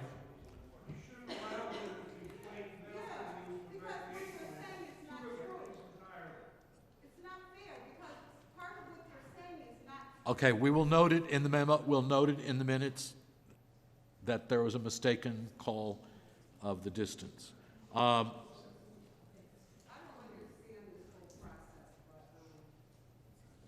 Hearing, no, I now need to have a motion to close the hearing. Mr. Chairman, before we do that, based upon the amount of information that we received tonight, based upon the fact that we had public come and speak, and based upon the fact that the commissioners had a lot of questions, I would move that we table this at the public portion so the petitioner can come back and any citizens can come back before we act on it.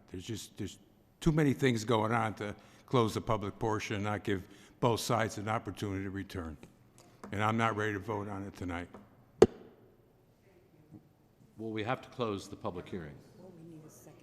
We need a second on that. Second. Please, you can either continue the public hearing and leave it open, or you can close the public hearing, and the only portion that needs to happen is either vote to approve or vote to deny. So those are the two options. All right, well, the option was to table or continue the public hearing. Anybody second that? Second. All in favor? Aye. Aye. Okay. I hope that will, now I need to close the public hearing. I need a motion to close the public hearing. I need a second. Second. All in favor? Aye, thank you. Thank all of Maybe, you. Harold, just explain to the public what we did. All we've done is we are holding this for another date in which we'll ask our party to come back, and we will have another open hearing that you can discuss, you can bring your issues forward. But in the meantime, we will be able to gather our thoughts in an administrative session to see where we think we need to move. If that's okay, well, it is. Okay. Yeah, I was just gonna say, so we weren't gonna have a meeting next month. We don't have anything on the agenda, so we will now be meeting at some point to handle this. So it's going to be, and we'll have to discuss this later this evening, exactly when we're gonna meet, but it is either going to be let's see. It's either going to be March 8th or March 22nd. I have to confer with the chairman to figure out which date. Please call the Planning and Zoning Office, and we'll let you know exactly the day and time. Okay? Thank you. Thank everybody this evening. We are now continuing with our administrative hearing. You're welcome to stay if you'd like to sit and listen.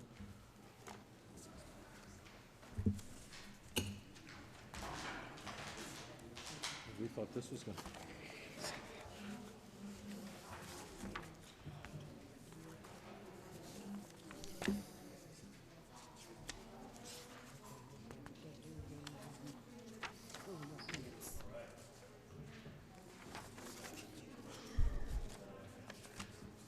Yeah, I need a motion to open the administrative session. I need someone to second. So moved. Guys, we're still continuing our meeting. So we ask that you move out of the space.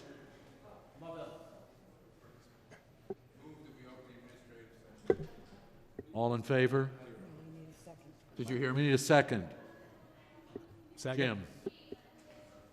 All in favor? Aye. Okay. First thing we have, let me find my...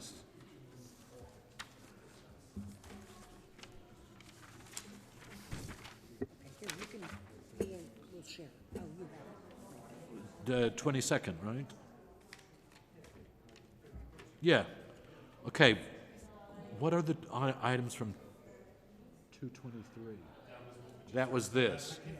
So essentially, then I'm going to make this really quick. The first item here, we're continuing this. Jay, will you be able to write some kind of a memo to us on what we need to do moving forward? Yeah.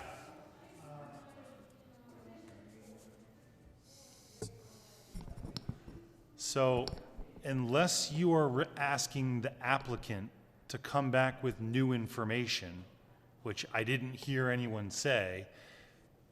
I'm not sure why the public hearing was left open, other than to give people another opportunity for public comment. So maybe that's what you wanted.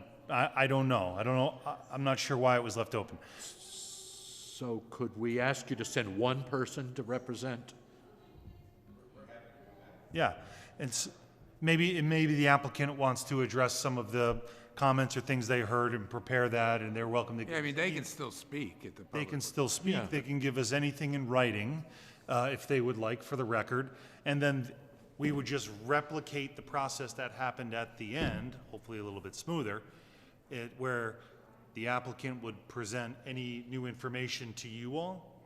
You can give me additional questions that you may have between now and then that I can relay to the applicant, they can address. And then the applicant will present that information to us at a public hearing. We just pick up where we left off, and then the public will have an opportunity again to speak either in favor or opposition. And then the applicant has the opportunity for one more rebuttal, and then hopefully we close it. So. And would it make any sense to ask someone from the state to come down and talk about your certification?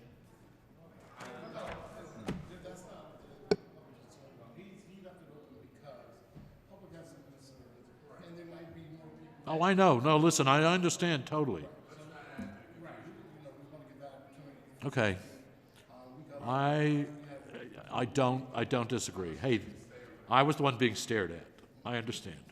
We need to, I'm the old white guy up here. I need to, So let's go on. Approval of minutes, joint housing meeting, which you guys were, only Jim was there, I believe. Were you there, Deborah?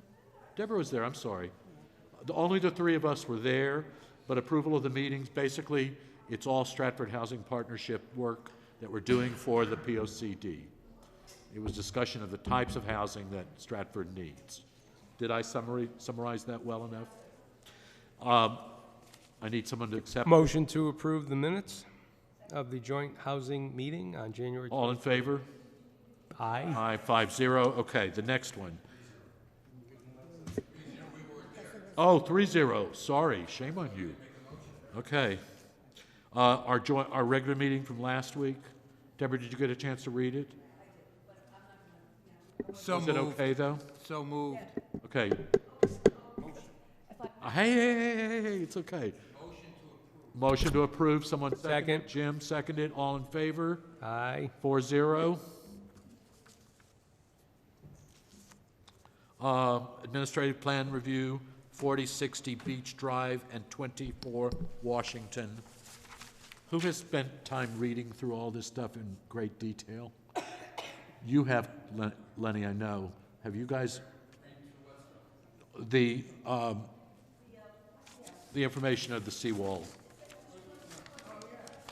So basically, There've been no problems. They want to do what they've been doing, and they're just seeking approval, correct? and theoretically, we left it open so that we could this year decide we're not going to ask them anymore. Yet- Or we could say, you've done such a good job that we're going to leave it in place and come to us next year.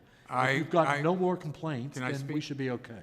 Yes. I make a motion that we approve this year, but based upon the fact that they're in a residential area, I think they should come back to us again next year, just in case. And just add we appreciate that there were no registered Well, complaints. you added that, against I them. didn't. Well, addend it then. I'm going to add an amendment to it. Right.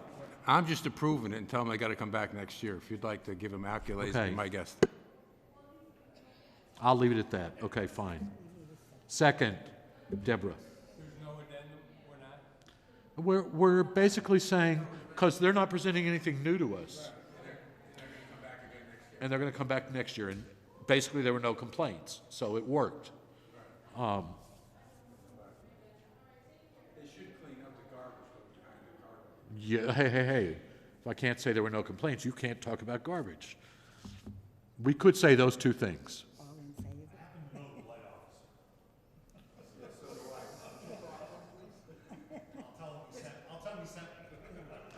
Hey, this does not take them a huge amount of time putting this together for us, and it's part of any business plan they're doing. So I don't feel terrible asking them to do it another year, but it also proves that what we said could happen, happened. We could make this work in a simple way without everybody getting their feathers ruffled. The what? Yes, he did everything that we asked him to do. So, yes. So I think we're okay. A vote, please. I need someone to give me a... I vote to on approve Benny. of the, I already made the motion. We just need a vote. We need a second it. No, I think Deborah seconded. Deborah, all in favor? Aye. 5-0. Okay, next. No campsite. No. Jay, I want to quickly just run down some of these changes. Let If the Jay... commission will entertain it, I will be very quick. And it's really more for, sorry, Mr. Chairman, I didn't mean go, to talk over you. No. And just for you all to consider for our next meeting. Go ahead, Commissioner Lamberti. I just wanted to say, we made some changes based on some of the feedback that we had either received from this commission, from applicants for accessory apartments, based on new legislation handed down to us from the state, based on what some of our neighboring communities have been doing with accessory dwelling units, the Stratford Housing Partnership, as well as a lot of the feedback we've received during the public outreach for the POCD process underway. So these really incorporate some of those things, and I'm going to identify sections that I think really should be changed, and then also identify sections that you all should put a little asterisk next to think about, because I'm not 100% sure, and I think that, I don't live in Stratford. You do. You should be making some of the decisions on some of these more complicated ones. So, Jay, do you want to just do this? You don't want questions while we go through it? I am happy to answer any questions before I begin, and then. Do you have an extra copy of that, Jay? I don't have it. It should be in the packet that I gave you. I didn't. I have one down here. I have one down here, Gail. I don't think it was. If you need it now, I'll give it to you. Yeah. Any questions before I quickly kind of run through these? Definitions in B. Would a breezeway fall into the conditions of connecting? Not unless it's attached by a common interior wall, and I would say that would. But you do say a ceiling. Of habitable space. So I would say that would have to be a feat of engineering and some serious convincing. A glassed-in breezeway. Yeah. Okay. I don't That believe was so. my question, because that was a question on one of the ADUs we got. Mm-hmm. Okay.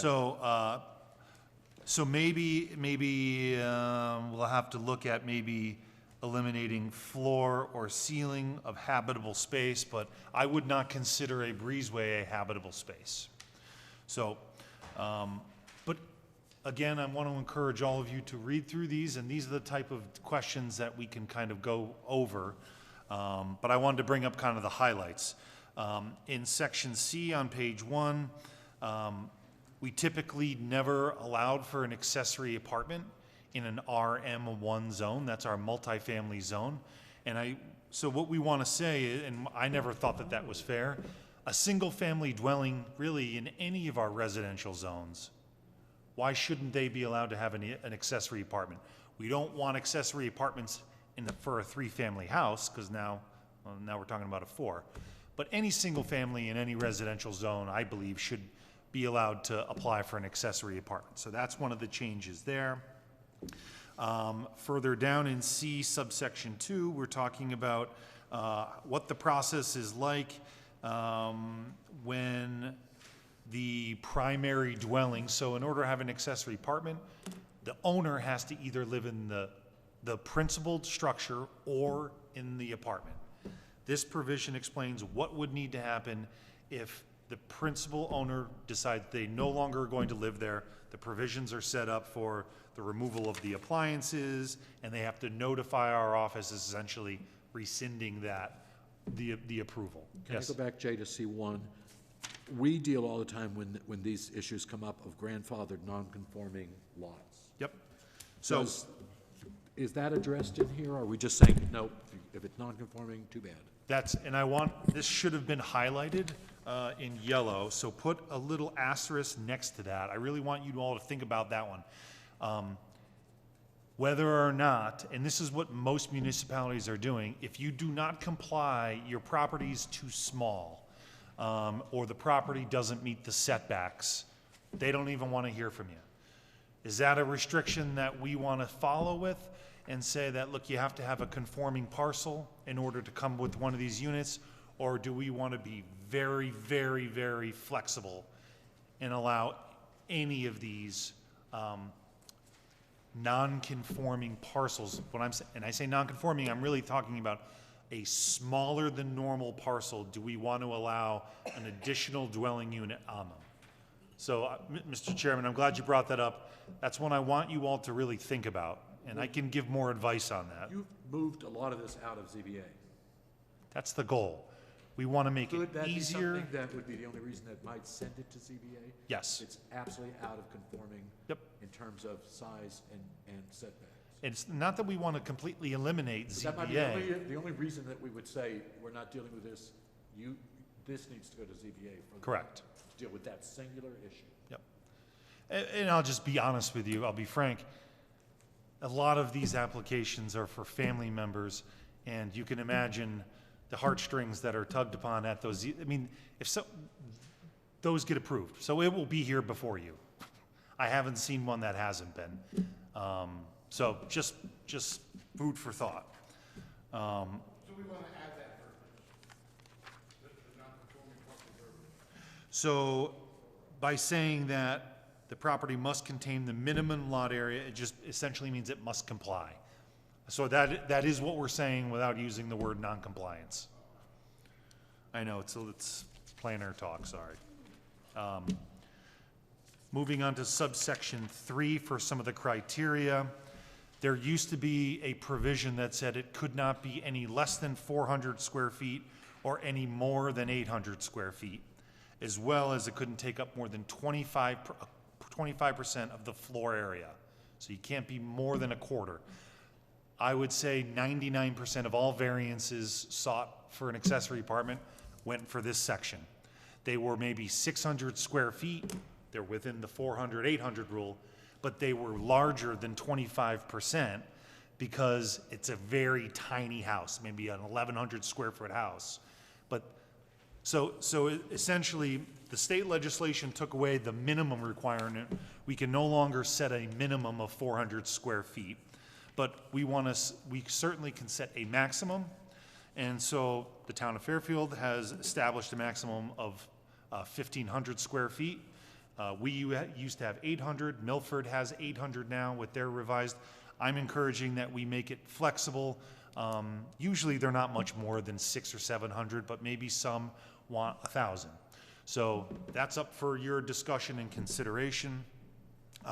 We've also increased the floor area to, it can't be more than 40%. That's a little bit less than half the house.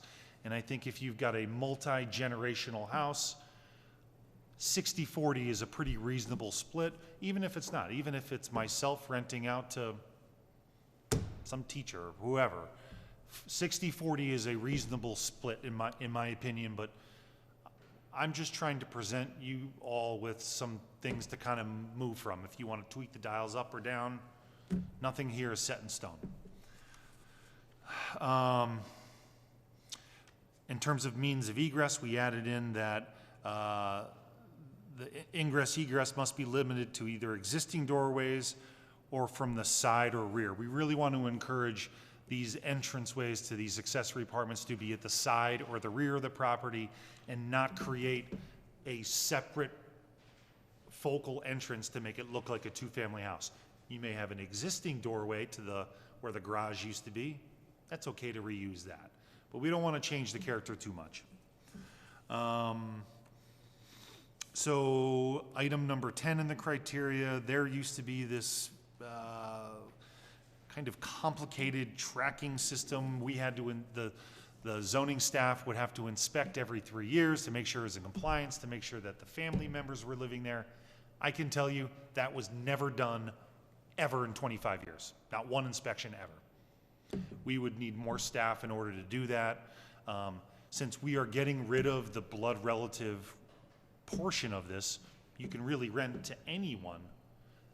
Inspecting to make sure that this inspection process, I feel, is no longer necessary, nor do we have the staff to do it. So, page 2, item 10, where we have the strike through. Yeah, well, if you go back to item 10, Mhm. I mean, item 6, we're still mentioning family. Family members of the principal. Okay, so yep, that would need to be changed. I will make sure to get rid of that. I thought I crossed that out, but it must have been in another section. Either way, thank you, Mr. Chairman. The new number 10 is that no single-family dwelling may contain more than one accessory apartment. I'll stop. Are there any other questions while I'm going?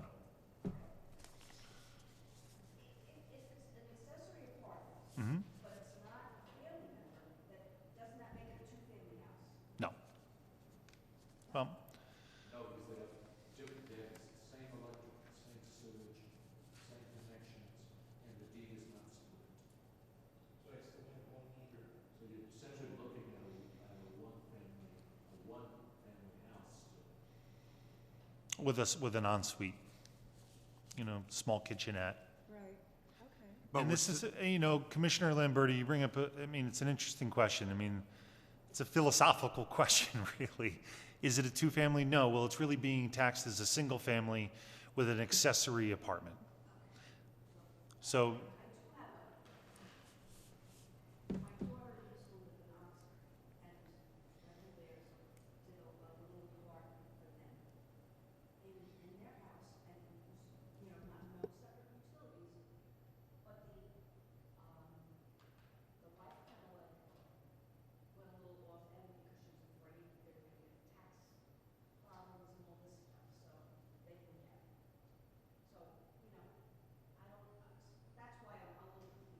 sure. And you're going to find that most folks don't want to be landlords. The intention of this is not for additional rental income. You're going to have some. And this is a lot of information that I've got gotten by talking to other municipal planners who have done these similar regulations. There is not this great flood of applications. There's maybe a handful, 4 or 5, that really wanted to do this, and they're almost all for family members. Just because, it's quite expensive to set one of these up. Even under our current set of circumstances, if we change nothing, they're still very expensive to set up. So,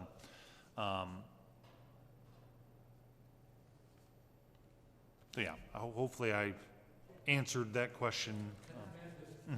This is actually what Jay is doing right here is what we discussed for a month at least on Stratford Housing Partnership. It's like, how can we get, without having to tear down every single family home to build huge multi-unit places, how can we find a way to adopt more affordable housing for seniors and people with disabilities and all that? What this is not as full-throated as I would like to see, but Jay is doing this based on the politics that exist in this world to try to move us where there's a possibility of that. Am I speaking correctly? Sure, sure. So I think I made a note saying this needs to be rewritten further, but I think it's a good first step. We need to keep thinking about it. So I'm starting to propose things that are a little bit more, may make you a little bit more uncomfortable. So these are things to really put a little note next to for you all to think about. So number 11, which is variances to the Zoning Board of Appeals for any portion are prohibited. Now, some municipalities do this, and I haven't had a chance to talk to Attorney Sullivan as to whether or not we can legally do that. But I wanted to at least put it out here, and that's something that we can follow up and talk about from a legal perspective. But that also goes back to the point that Mr. Chairman brought up regarding on page 1, section C, subsection 1. You wouldn't be able to apply for a variance if you don't comply with the minimum lot area. So we have to determine how restrictive you want to be. Do we want to make this very easy for people to do this or very narrow? So it's going to be part of that discussion. So I would love a lot of these comments in writing for me to kind of pick through, incorporate in, and then obviously you'll look at them one more time, or maybe a few more times. So this is a big one, number 12. In the RS1 and RS2 zones, that is 20,000 square feet of lot area or larger. You're allowed one freestanding detached accessory structure, subject to a number of 4 conditions. And I won't take up your time. I'm going to let you just read through those. That one's aggressive, and you're seeing, the town of Fairfield. That's their regulation that we have borrowed to consider. Milford does not do that. Milford's is very similar to what we have now. They just lifted the restriction for it being a blood relative. Other than that, theirs is quite similar to what ours is today. The rest of the changes really talk about the application that they apply for. They have to fill out some affidavit. I need to do a little bit more legwork on exactly, some of those details in Section D. I think we want them to have an A2 survey. If we say you have to comply with the regulations, well, we want a survey to show that that is the case, that you do comply. Mm-hmm. It's just it's a certain standard for a survey. It's not just a boundary survey, but it will show the distance of structures to the property lines so that spatially you get an understanding of what you're looking at. Item number 3. The problems that we keep seeing, especially from the public, the neighbors, is height and elevations. How high is this? Sure. Sure. Is that something like this in? Well, that would go a little bit back towards Section C1, which is the property must comply with the front, side, and rear setbacks, or you just add into page 2, Section 11, variances for height to the Zoning Board of Appeals shall be prohibited. Maybe it's you do it that way as opposed to you can't apply for any variance, or you just can't apply for variances for height. So look, we're probably going to be discussing this for a month or 2. They're only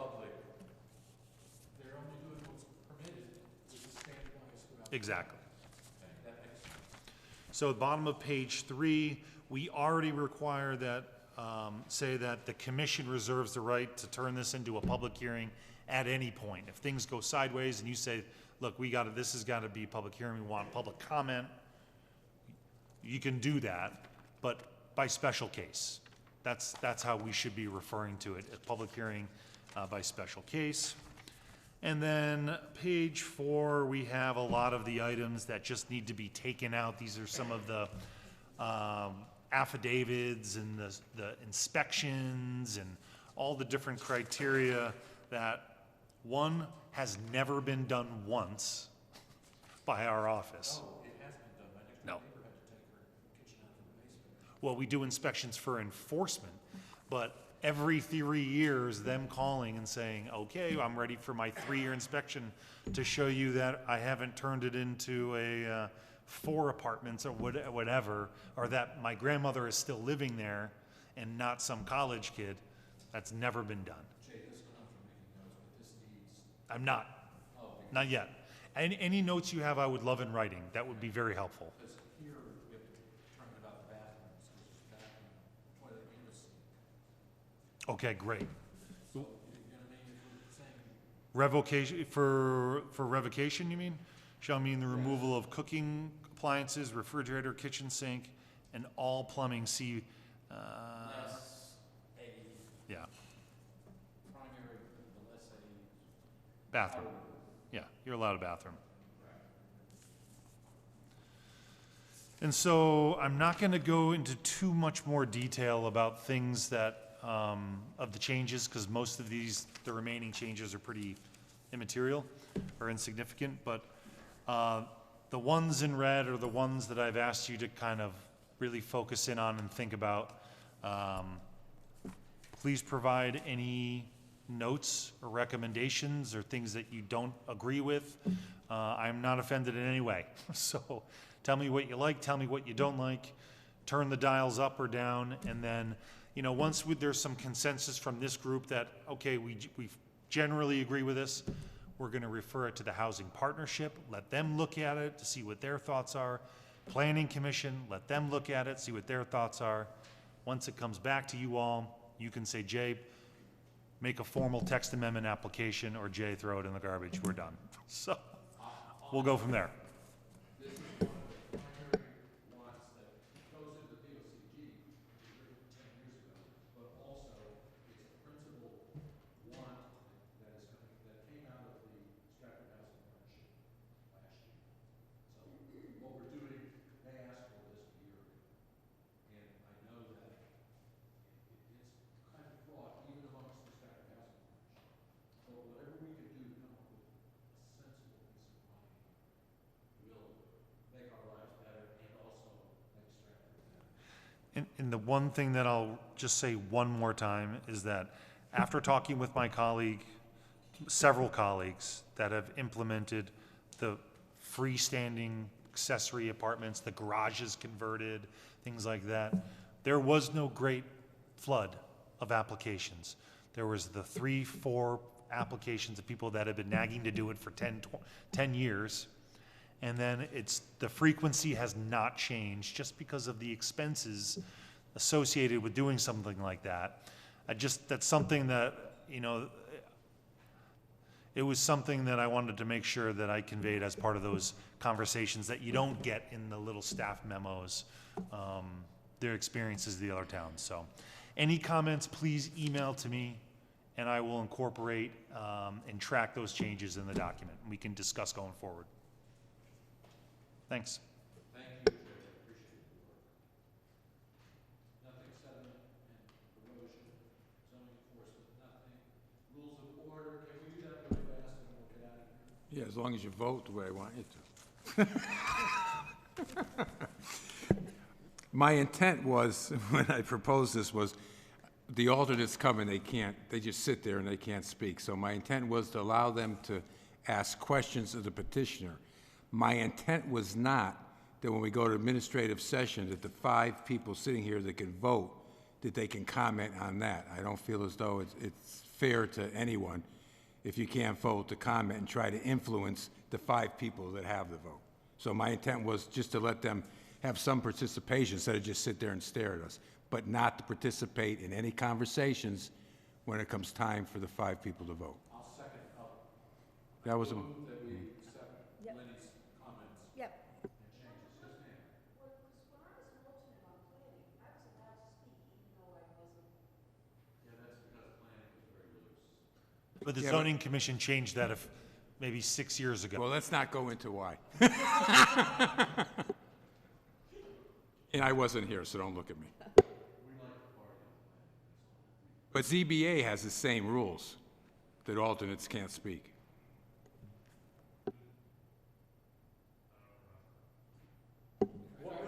I already casually mentioned it and almost got thrown out of the room, so don't bother. What you're saying is alternates should be here and be a part of the conversation. During the presentation. It's only the 5 people voting. But they should be allowed to ask questions of the petitioner. Okay, someone give me a motion. I did, that was my motion. Okay, someone second. Second. Anyone second, all in favor? Aye. 5-0. Okay, what else do we have to do here? Rules of order, that's it. Our next administrative meeting, I will bet you is gonna be Wednesday, March the 8th, possibly. You and I will have to discuss whether or not we want to continue the meeting. So we wouldn't have had a meeting next month. So we can do it at the beginning of the month on March 8th or March 22nd. And we'll maybe send out an email to just check everybody's schedule. 22nd is actually mentioned as our public hearing night.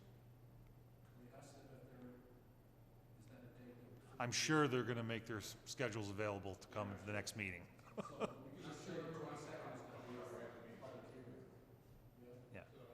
Okay, so it looks like right now the 22nd is going to be our public hearing meeting. And that we were And gonna, we're only going to have the administrative meeting if Jacob gets a giant pile of garbage. There's no, what's the cutoff date? It's already there, right? For the 22nd? the cutoff date was today. There are no new items. The only public hearing item we have is the 1151 Barnum Avenue. I think what Mr. Chairman's talking about is for February 8th, if we get some administrative accessory apartments, like something may come in next week for that. And then maybe we meet on the 8th. I'm just gonna say, There is something. all right, well, if something comes in, maybe we're gonna meet the 8th. If not, we'll send out a cancellation notice. I don't know what that is. But there's no more petitions after today.